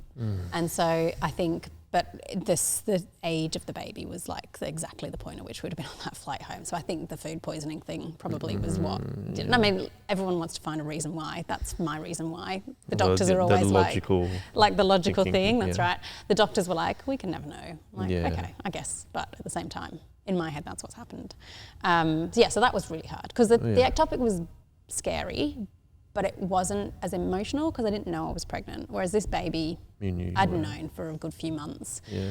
And so that was really, really difficult and really hard to sort of, I guess, come to terms with and to just sort of process. Yeah, that sort of real grief of losing a a baby. And it was early days, you know, and things. But I think it's probably something that we don't talk about enough in terms of life. A lot of people experience miscarriage, and I think a lot of people don't tell people they're pregnant until after 12 weeks in case they lose a baby. I'm like, that doesn't make sense to me. And I know everybody makes their own choices, but for me, I'm like, we told our whole church because we were like, we want you to be praying for us. And if I have a miscarriage, I want you to know about it. I want you to know why I'm sad and grieving. And I want you to be there to come and give me a hug and bring food over, you know. If I haven't told you that I'm pregnant and I have a miscarriage, well then, is that because I'm not supposed to say I've had a miscarriage? I don't know. I don't understand. It doesn't make sense to me, the whole not saying before you're 12 weeks. So that's not what we've done. We've told people kind of pretty much straight away. And and the church rallied around us. And then I think within a few days I was at a conference. I can't remember what conference it was. Maybe a Ministry Wives conference or something at that point. And and the people that I was there with were there very much to love and hold me as I went to that conference. And I remember singing. Songs come up a lot for me. I think that's where my emotions connect, is in songs. Okay.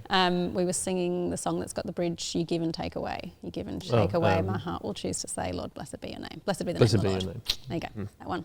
And I just sobbed and sobbed and sobbed because I had to kind of make a choice, like, does my heart choose to say, blessed be your name, even though you've taken away my baby, you know? Like, can I sing that in this moment? And yeah, I could. Like, I could sing that and say that and be convicted of that, and yeah.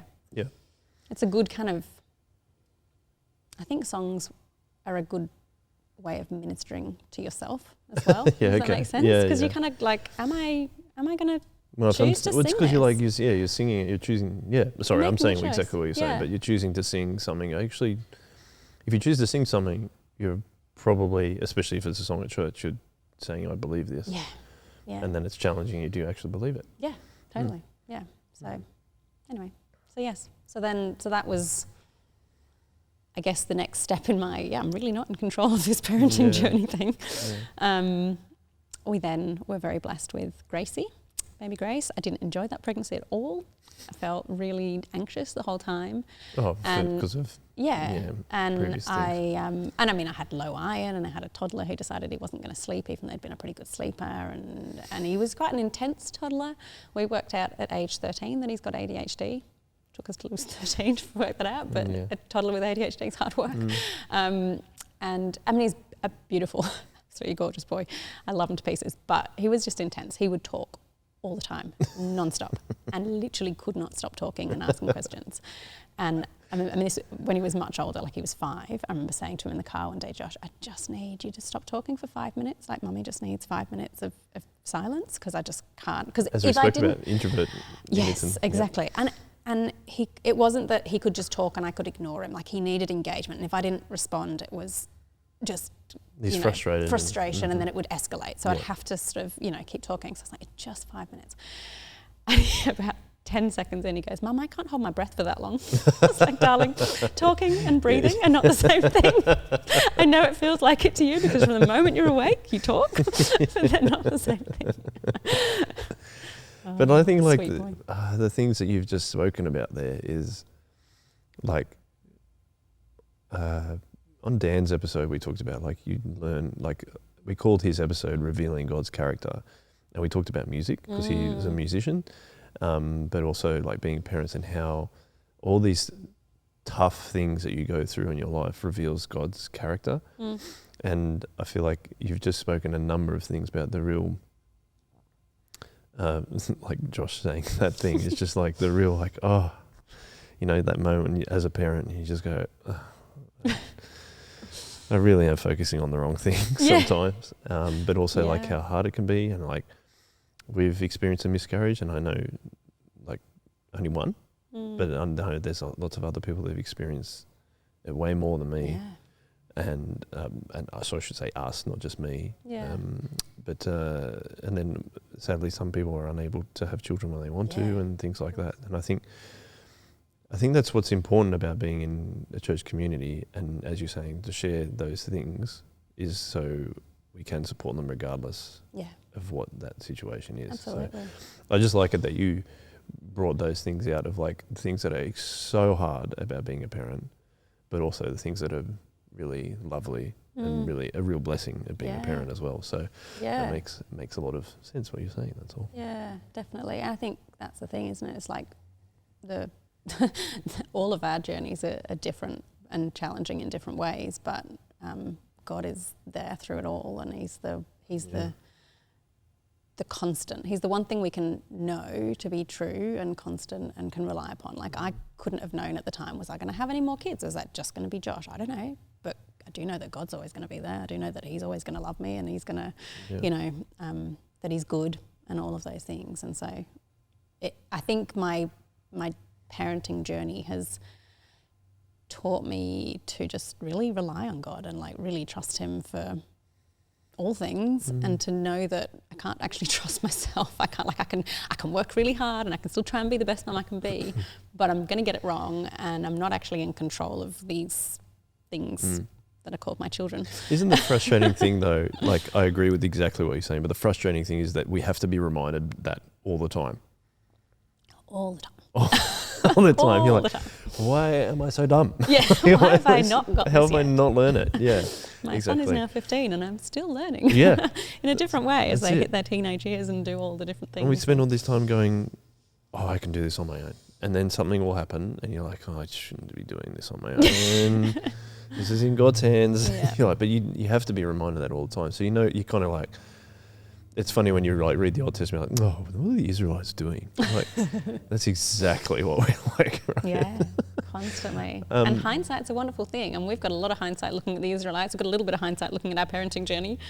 But yeah, hindsight's helpful to reflect and think through how you could have done it differently or where we've gone wrong. You're like, well, it wouldn't be this difficult if you just like paid attention to the thing you need to pay attention to, Joel. But it doesn't happen. Before we run out of time, yes, I wanted to ask you about your journey to Soul Revival Church. Yeah. And the reason I asked you that is because to come back a little bit, because you guys actually planted your own church, right? We did, yep. Can you tell us about that? How did you get to that point? Yep. And then how it transpired and what went on? Yeah, so Lee was youth pastor at Engadine Kong, which is where we were churching, and so that was when Josh was a baby. He sort of started doing that, and then he went to Youth Works College. Okay. When it used to be at Camp Wanawong, where Year 13 now is. Yes. It used to be, Youth Works used to be down there. Okay. So he did his, I think, 3 years of college there, and then a year at, some night classes at SMBC, and then went on to more college to do another 3 years, and sort of did that all while we were having babies. So our last baby, Ava, was born while we were living in Moore College in Lee's 4th year. I say 4th year. He was only there for 3 years, but he started in 2nd year because he did 3 years at Youth Works, if that makes any sense. Oh, like could he got, what's it called, credit? Or yeah, he went in 2nd year. Yep. And so in that time period, we'd been at Engadine, he'd been the youth pastor there, and he had been to hear... My brain's not working now. What's the guy that came over from America and he planted a church over there and has later sort of failed? Mark Driscoll ministry. So Mark Driscoll came to Sydney to speak, and Lee went and heard him speak and was like really convicted about planting a church. So I'd started off by saying before we thought we might do overseas mission stuff. And then I think through the journey of like, we'd done like a mission course and different things, and I think Lee at the time had really, particularly Lee, I think this was less me, this was more his journey, had sort of not really grasped the place of the local church and the importance of that in the big picture of God's world, partly because of his own hurt over his experience of church in Northern Ireland. Right. And so he was like, mission is the way to do it. That's how we're going to evangelise the world, is through mission, because if you're a missionary, you can be creative and you can go and think outside of the box and you can go and do these things, whereas churches are really rigid and you can't do that in church. So that was part of his journey, and then he got to the point of realising, no, that's actually not God's picture for the church, and actually God really highly values the church and it's a really important place to grow and to make disciples and all that kind of thing. So he'd moved into working for the local church in youth ministry, and I think that's a circumstantial thing. I think it was God leading. I think he had wanted to leave nursing, but had always kind of had this thing of not wanting to leave nursing, because that's where he saw a lot of his identity. And there was a lot of stuff wrapped up in that with him in his family history and family background. And he was the only person in his family that had gone to uni. And so he had to follow through on that and, do all of those things. So that's sort of, I mean, I guess that's his story, but that's complex, but he'd sort of struggled to step out of that into what we might have done. But I think through this, having to stop nursing through workers' comp and stuff was God's way of pushing him into ministry. So he'd gone on to, be the youth minister, and then was training at Youth Works, and then it was like, I think, at one point he was like, I might be a youth pastor forever, and like, that's totally cool. Be fine with that, but wanted to get on to go to more college to get more theologically trained. And then in that process, we'd had a church in Tasmania. Actually, the church that the guy that was the missionary in Hull when we were there. He moved to Tasmania. He moved back to Tassie. So he's from Tassie. He'd moved back to Tassie. There was another couple in that church who were English, but they'd also then later moved to Tassie to plant a church down there as part of this same network of churches that were being planted by this sort of big mother church. And at one point they'd contacted Lee and said, we've got this youth pastor position going, would you consider it? And we were like, maybe. So we went to Tassie, looked into it, lots of things about it that were really awesome, but we felt very convicted at that moment that we should stay where we were, that the church that we were part of, they were just at this point where things were starting to turn around a little bit in terms of youth ministry stuff, and Lee's role was integral in that, and we didn't want to sort of jump away at that moment. So we stuck there for a while, but in the next year, it was just, it's so totally God, because we weren't looking to change or do anything different, but Lee just kept getting phone calls offering him jobs, which was so random. And it was just really bizarre. But each time that the phone call came, it was just something slightly further out of our comfort zone. So the Tassie job for us was like, we've got friends there, we know it. It felt when we were visiting, I was like, it's like being at home. It's kind of Englishy, and it's quite nice. And it was a big church that was growing, and it was like quite comfortable in a way. And then just little bits. Anyway, got to the point where we got a phone call from a guy, Dan Godden, who was a friend of Lee's, and he had planted a church, Salt Church in Wollongong, and they were looking for a mission and maturity pastor, and were keen for Lee to take that place. So we went down there and we chatted to them and looked at was that a possibility? And on the way back from Wollongong, because I'm going, I could see us doing that. Like every time we do these things, I'm like, I could see it. And Lee's like, got a different picture, different plan. Okay. And he came back and he's like, I feel really convicted that we should plant our own church. I just kind of laughed and I was like, that's ridiculous, don't be so silly. I don't think we're going to do that. And he'd already been going on his own journey of this, where he'd been to a few church planting conferences and sort of started seeing some things. So have Lee on and he can tell you his story. But my story was, we could do that. But no, that's ridiculous. No, we're not planning a church. Yeah. Like, why would we do that? And then a few weeks later, he got a phone call from somebody within the congregational churches. So Engadine Congregational Church was where he was working, and it was actually, he wasn't in the congregational churches anymore, but he used to be part of the FCC, which stands for Fellowship of Congregational Churches. He was currently working for a church plant in the FIEC, Fellowship of Independent Evangelical Churches, and they're very connected with Geneva Push, which is the church planting organisation that we later planted through. Yep. And that was the conference that Lee had been to, where he'd started getting convicted about planting. Anyway, he'd got a phone call from them saying, would you consider planting a church with the FCC, with the Fellowship of Congregational Churches? And so we prayed about it, and within about a week, we both were like really convicted that maybe this was actually God's plan for what we should do. And part of that was because the FCC had a lot of their churches was closing because they didn't have enough people, and so they had a lot of buildings that were empty, and they were selling the empty buildings, but they were putting the money from the empty buildings into a church planting fund because they recognised that they needed to plant churches if they wanted the organisation to continue. And I shouldn't say organisation, they're a fellowship. Properly PC is not quite the right word. But anyway, if they want their fellowship to continue. And so there was this money sitting there that they wanted to use for church planting, but they didn't have anybody to plant a church. And as an organisation, or as a fellowship, their history is such that the congregational churches back in the 50s, 60s mostly went with the Uniting Church. Mm-hmm. And so there was a small group of congregational churches that stayed out of that because they didn't agree with the belief system of the Uniting Church, and they wanted to sort of remain separate, and so that became the Fellowship of Congregational Churches. And so they were quite strong on a lot of things in terms of like the way you read the Bible and the fact that it's the whole Word of God and all of those sorts of things. And so we went through Geneva Push. They do like a church planting assessment. So they do some like really in-depth interviews, ask you about like every single aspect of your life, mm-hmm. your sin, your marriage, your like growth, your faith, your everything. They did for Lee even more, like lots of psychometric testing and that kind of stuff, because they don't want people to plant churches that fail. They want people to plant, and they don't, actually more than that, they don't want people to plant churches and then their marriage fails or they walk away from God. So they want to really make sure that you've got the right kind of personality, the right faith, not right faith, but like the strength of faith and strength in marriage to be able to push through some of those hurdles that are going to come up against you when you're planting a church. So we did that, which was, actually I didn't mind that process. I felt like it was quite helpful because it was good for us to be like thinking through all of that stuff and going, do we have like the right supports in place? What is going to happen if we,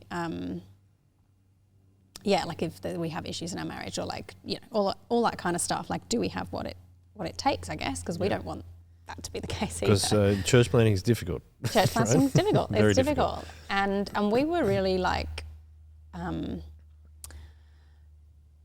what you might call a parachute plant. So we were just literally coming in with nothing and starting from scratch.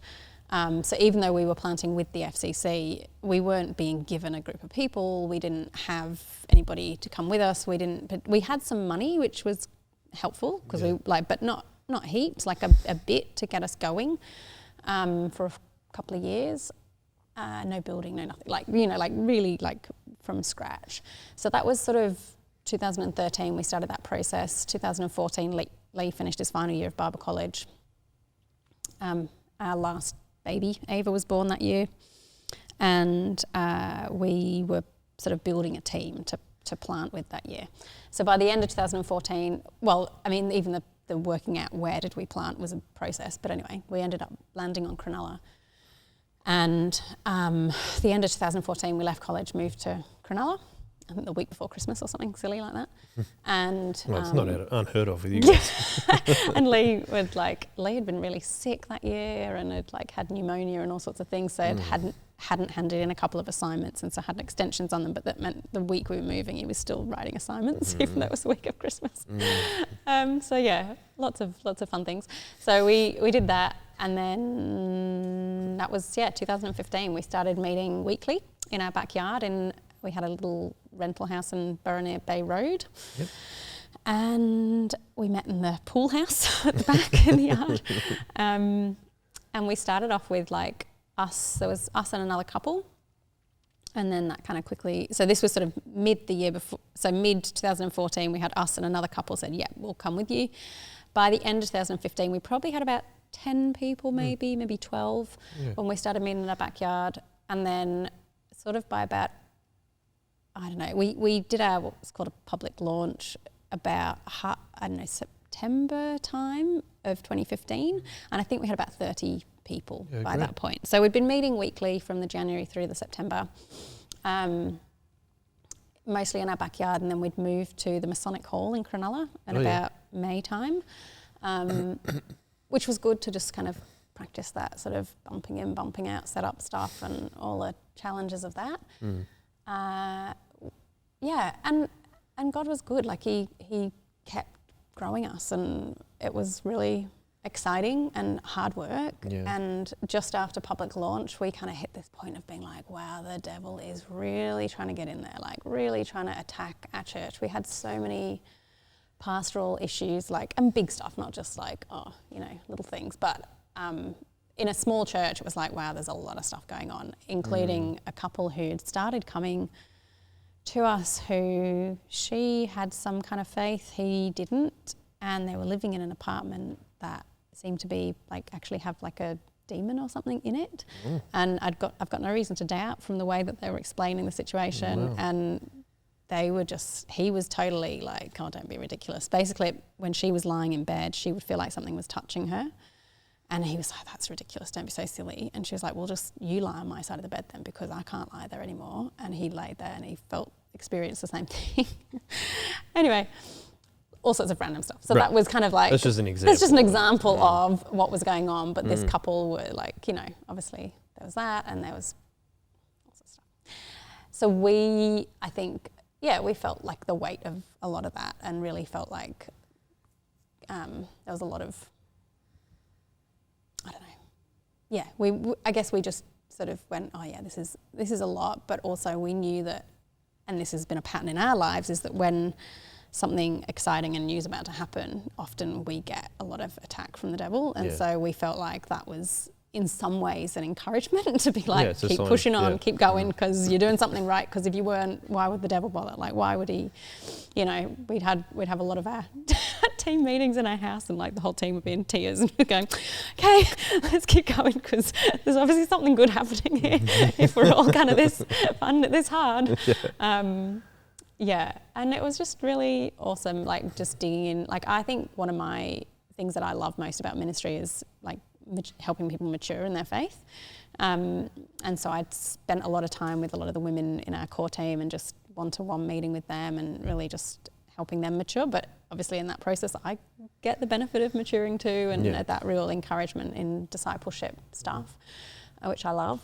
So we I guess kept meeting, and we were a church, and we did that for a few years. There's some really cool things that happened. We used to run a mission called Cronulla Life, and we had lots of people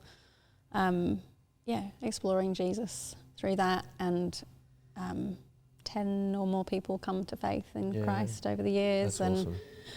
Lots of people coming back to faith in Christ, like that had sort of walked away from church or were sort of like, I'm about to sort of walk away and this is my last It's a similar story to Soul Revival in the kind of later, many times over the years, Yeah, just that sort of like, this is my last ditch effort, and if this doesn't work, I'm out of here kind of thing. And a lot of people who are still walking with God now who say, probably wouldn't have been had it not been for that. Yeah, that's great. Which is really cool. And, you know, obviously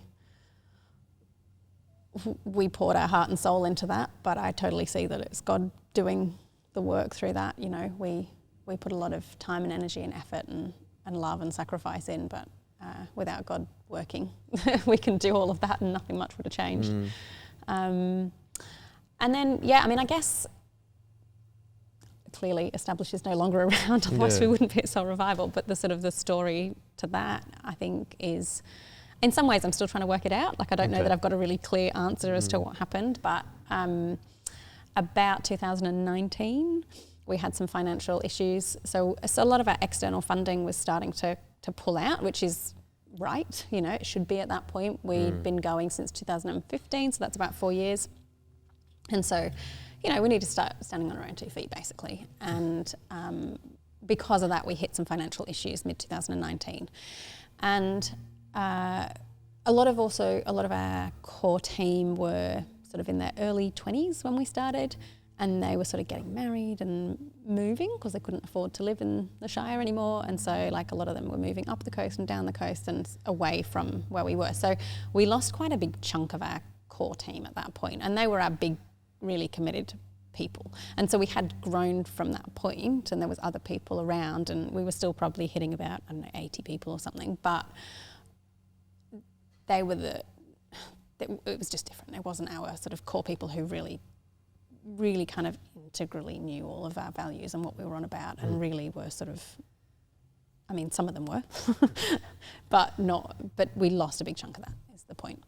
And so anyway, we kind of pushed on. We talked to people about the importance of giving. Not that we hadn't done that before, but we really kind of went, okay, like, this is a really important thing, and like, this is the sacrifices. And do we, like, are we on board with this? Like, do we think this is something that we really think is worth pushing, or do we think this is not worth it? Like, should we just stop? And everyone was like, no, this is a good thing, we should go. And it's like, okay, well, if that's the case, then we need to own this and we need to take responsibility for it and we need to make this work. So we did that, 2019, and we seemed to be starting to build a bit of momentum again. And then 2020 obviously hit, was the next year. And in some ways, like, you know, that excitement and change and having to shift gear and do things different, I think helped buoy things up a little bit and move things through. We got some extra funding from the government, which was beneficial from a financial perspective, but we lost people that year to similar reasons, just moving away or like changing, and we didn't have front doors for people to walk in through. We had a lot of people online would kind of watch and things like that. And so church changed a lot. We had to move building in the midst of that. And when we came back together, some people were struggling to come back and meet again through like social anxiety type stuff. Fear of COVID, but more honestly was fear of like just people, I feel like, which is a bit ironic. And so really from 2020 on, we've just been struggling to get that momentum again. And then there was the next lockdown. And then at the end of the start of 2021, Lee's mum got diagnosed with cancer. And end of 2021, about October, it was clear that it was terminal and she wasn't going to make it. And so Lee jumped on a plane, went back home for a couple of weeks. That was like literally, I think, the day that churches opened up again in 2021. So it was like we'd been closed for all this time and then churches opened. Lee went home for 2 weeks. Came back and was like, if you and the kids are going to see mum before she dies, we need to go soon. So we kind of made a plan to go.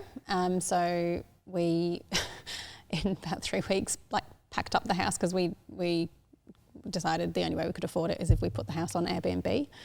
And so we like had to rally around, get the house all packed up in the garage, do repairs, book tickets, get passports, do all the things, jumped on a plane and went back to the UK.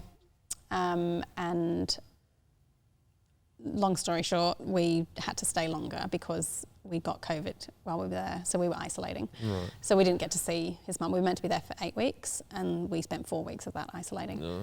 And so we decided to extend by an extra 2 weeks. Is that right? No, an extra month, an extra 4 weeks.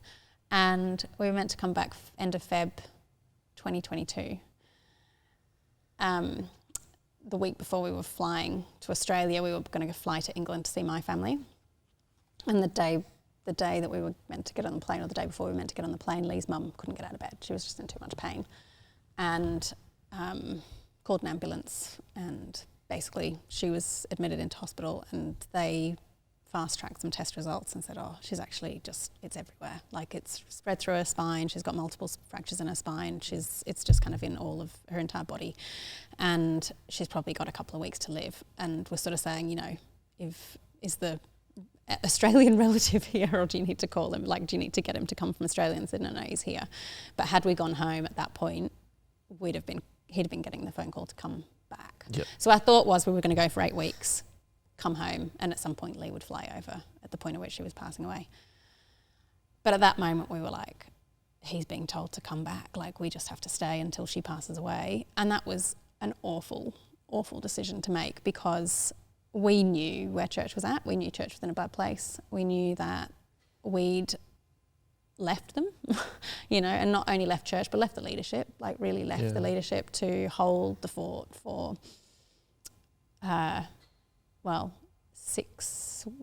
8 weeks plus an extra 4 weeks already. And we didn't know when we were going to come back. We thought it would be a couple of weeks before she died, and then, you know, a couple of weeks and then we'd be home, but we didn't know. We didn't know what that looked like, and it meant missing. So, like, our assistant pastor was getting married in March. It meant we wouldn't be at the wedding. Lee was meant to be taking that wedding. He's a really close friend, obviously, because we work together. It was really, really hard. We knew that going was not the right, you know, coming back here was not the right choice, but we also knew that staying was also a really hard choice too. And I think in those moments and a few moments before that, we'd had to really kind of say, God, we know this is your church, it's not our church. We know it's in your hands. We don't know what you're going to do with it. We don't know whether this is the end. This could be the beginning of the end. And if that's the case, then that's the case. But we can't make a different decision. We have to be here. So yeah, really horrible, tumultuous week or two making that decision. And even once the decision was made, it wasn't easy, you know. Yeah, exactly. And then we walked through the next 4 weeks of his mum passing away, which is pretty awful. Amazingly, she had become a Christian about 10 years before that, when she came to visit us in Australia at one point, which was really amazing. Cool. And so walking through her dying, but as a Christian, was a bittersweet experience.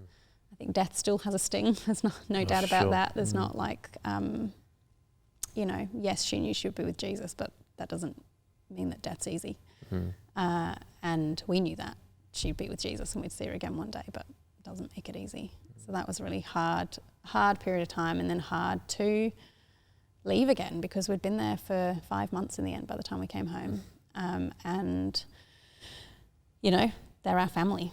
They're our deepest relationships that we'll ever have, and we'd just spent that real deep, in-depth time with them and really got to know them, and in a different way. Like Lee also has a son who's in his 20s and a granddaughter who's 4 or 5.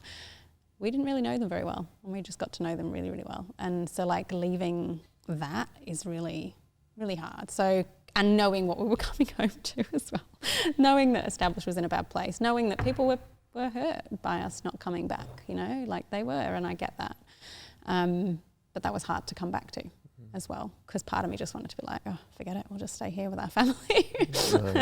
But at the same time, our kids were obviously, and we missed here, and this is our home, and we've been here for 18 years, and we've got friends who love us and care for us deeply, and it's not that we didn't feel loved and cared for, we did, but it was still hard. Yeah. So we came home, and financially church was in a really, really bad place. And also a few people had left, and so it was dwindling in terms of just getting people to serve, and all of that kind of stuff was really hard and challenging. And we sort of made a last attempt at renewal, and got people to really commit to praying and to think about their giving and that kind of thing. And that we had a really good response from that, actually, and it was really encouraging. And there was this moment where we were like, oh, maybe this is going to work and it's all going to be okay. And then, Lee had a really hard patch of mental health stuff happen about sort of August, September, and I don't think that was the sort of the thing that sealed it, but I think that certainly didn't help, along with all the other things that were going on. It was really hard to kind of keep pushing through, and we made the decision to close. And I think, it was really hard to make that decision. Oh, it would have been. But at the same time, I think we didn't want to keep pushing on with something that was going to potentially get to the point where it would cause damage for people. And maybe we did already. Maybe we pushed it too far. I don't know. I think people were hurt along the way. I hope that we've given people the opportunity to process that and talk about that, and have reconciliation and forgiveness. I feel like some of those last few weeks and months we did a lot of that, a lot of talking and a lot of processing and that kind of thing. And I hope people know that Lee and I are always still here and open to talk to about anything. But yeah, I can't assume that it was smooth sailing for everyone. And then so you ended up coming to Soul Revival eventually? So that was December 4th. We had our last service, and then we went away over Christmas and January, and we came here in February, sort of thinking we'd look around and go to a few different places, and then I think it was partly the kids. I was like, actually they really struggled to not know what was happening. They'd had so much unknown in the previous few years. Like the whole time we were in Northern Ireland, we didn't know when we were going home. We didn't know what was happening. We didn't know anything. And then we'd come home and we didn't know if church was going to live or not, or what was going to happen, like all of that stuff. So there'd been a lot of unknowns, and one of our kids in particular struggles with that, but like for all of them. And so we just got to the point of going, okay, is there any reason not to make this our home? Like, should we go? And we did go to one other church, but I think we just went, I don't see the value right now in church, looking at lots of different churches. Like, we feel like this is a great place, it's a great community. I think for us, we like a lot of the stuff that's said from the front about Jesus and the vision stuff and the way that you guys talk about being on mission and what you're on about and all of that kind of stuff. It was very similar to what we did. We know we've known, or Lee particularly has known Stu for years, and we know we're very much on board and like similar in terms of the way that we approach ministry and that kind of stuff. So it just sort of felt like a fit for us to come here, really. And the kids settled in pretty well. And it's nice to be like a bit of a refuge for you guys after what you've been through. So, and I know that we're really blessed to have you guys here anyway, because it's been really nice. We've been going for quite a while. Oh. I think we might end up being the longest one. Oh no! But, which is okay. But there's one more question to ask. Okay, go on then. So I don't mean to minimize what you're saying there, because it's all like everything you've just said in that last bit was like would have been really difficult. Yeah. And I just want to say that like that's okay for it to be difficult, because it would have been. I mean, it's not something that I've done, so I don't think that I don't think it's many I don't think it's a thing that many people would be able to go through either. So I think it's probably a testament to yours and Lee's faith to be able to keep going. So I think that was really cool. Last question. Yeah, okay. But I feel like we've only barely scratched the surface of your life, because there's so many things like travel and all that kind of thing. Yeah. But what do you wish you knew? What do you wish you knew when you were a younger Christian that you know now as a Christian? Ooh, that's a good question. What I wish I knew then that I know now. Ooh, that's really hard. I don't know. I can say some stuff, but I don't know whether that's exactly if you're answering it fully, Yeah. You can pick one. I'll pick one thing. So one thing I think and this is probably less of a knowing and more of a something I've seen God doing, is that I think when you first become a Christian, like God reveals sin in your life in a particular way. Like, as in for me, it was don't drink and don't swear. Like, that's pretty surface level. It's pretty basic, kind of relatively simple to stop in some regards. Like sometimes that could be challenging, but not hard. And as I think I've gone on in my faith, I think that the revealing of sin becomes different. Like it becomes a more complex, harder thing to even put your finger on, maybe. Like it's not always just really blatant, clear sins. It's I agree with you.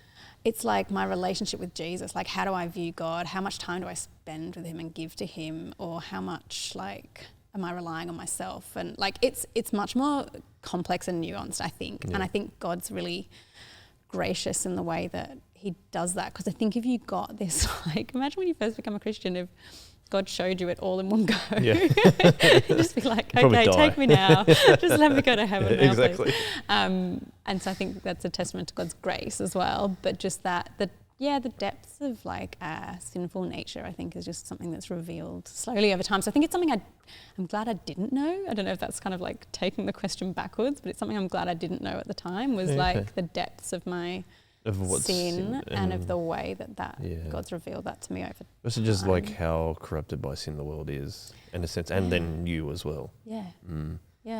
Yeah. So that's actually not answering a question at all. Sorry. Well, it is. It's like the total backward. It is. It is. I wish I didn't know. I'm glad I didn't know that. Well, It is a reverse, isn't it? Yeah. But that's funny. That's cool. That's a good way of answering it. I think that's like, to kind of wrap up the episode, it's just that I think your story is quite unique. Like becoming a Christian in uni. He was very resistant to it to begin with, but then very accepting afterwards. Yeah. And you talked about like being logical and needing to have things explained to you. But then I think I've also seen, from what you're telling me, that God has also said not everything is logical, and that, like, you need to trust him more in that too. So that's something I've been encouraged by as well. But I think I already said before, I think it's been a real blessing to have you guys come on, despite all the other things that you were doing. And to plant a church requires a great deal of faith. And risk taking. And then but also to push through it, get to a point like you felt like it was really growing. You push through all the times you think Satan was attacking you. And then to deal with like having to stay at Northern Ireland for almost 6 months. And then have to make the really difficult decision of closing the church. I think that also requires a fair bit of humility. And I think that's a great example of like, you went out, you said, we're going to plant a church, and then all this stuff happened. You're like, oh, we might need to, this isn't the way we were planning for going. Yeah. But you also said, well, it might be best for ourselves and other people to just do this right now. Yeah. And I just think, it's a great example of humility again. And I think it again is a sign of yours and Lee's faith, which is, again, no small thing. So yeah, it's been really lovely to have you on the podcast. Thanks, Joel. Thank you for being so. I think you also like enjoy your honesty and the way you articulate everything you're talking about. You obviously clearly think about it a lot, but also you articulate it in a way that is very thoughtful. And also, but I think you can, like, you're also thinking about it as like not just as yourself. You're thinking about, what does God think about this? So thank you for that. Pleasure. Thank you. I think you did break the record. Oh, no. I actually just had one last thought on your last question. Do you want to hear it, or is that too... No, finish it up. Okay, so what do I think this is my growth point. This is like the thing I'm trying to grow in, and I guess that's therefore helpful. If I'd have known it for longer, maybe I'd be further on in my maturity journey, I don't know. But I think, like, I remember I was saying when I first became a Christian, I was like, oh, I just want to read the Bible, it's so amazing. And I'm like, I think that's kind of also my personality. Like, I'm a bit of a doer, and I like consuming. So I'll read and I'll read and I'll read and I'll read. I think the thing that I get challenged by is the stopping and thinking and meditating and praying. And so the area that I'm always trying to push myself in with my relationship with God is that, read the Bible, obviously. That's the starting basis, but be prayerful in my reading, spend time dwelling on that, thinking about it, meditating on it, and talking, but also listening. And so that kind of part of my journey of like maturity, I feel like that's something, I feel like I've been trying to do this for the last, I don't know, specifically probably 3 or 4 years, still trying to work on it. But had I known that maybe in the beginning, maybe I'd have changed, maybe my patterns of my time with God might have been different, and my growth might have been different. So are you saying kind of allowing God more into the space kind of thing, rather than just going, this God says this and I'm going to do this kind of thing? Yeah, kind of. And I think it's just that, like, I find it easier just to read. I can just sit and read, and I like that. I enjoy that. I find it harder to pray. I find it harder to be still and think and listen, and like, I'll happily listen to a podcast about the Bible, that's cool, but like just listen to music and think about God, my mind drifts, I think I'd probably and wanders. And so I think getting better at like actually just being in God's presence and finding those moments to spend time with Him that's not me consuming something like a podcast or a Bible reading or whatever, is where I'm trying to push myself, because it's out of my comfort zone. It's harder. I find it more challenging. No, I like that, because I feel like I need to do that more too. Yeah. So thank you. Great way to finish up the podcast. Cool. Again, thank you very much for coming on. My pleasure. And Thanks also at reasonably short notice too, so I appreciate that very much. Thank you to 2 of your children who are here, been waiting for quite a while. Poor kids, they're probably starving. Well, I know I am. But we finish every podcast with a one-way. So if you're happy to do a one-way, let's do that. So thank you again, and thank you to everyone listening, and one way.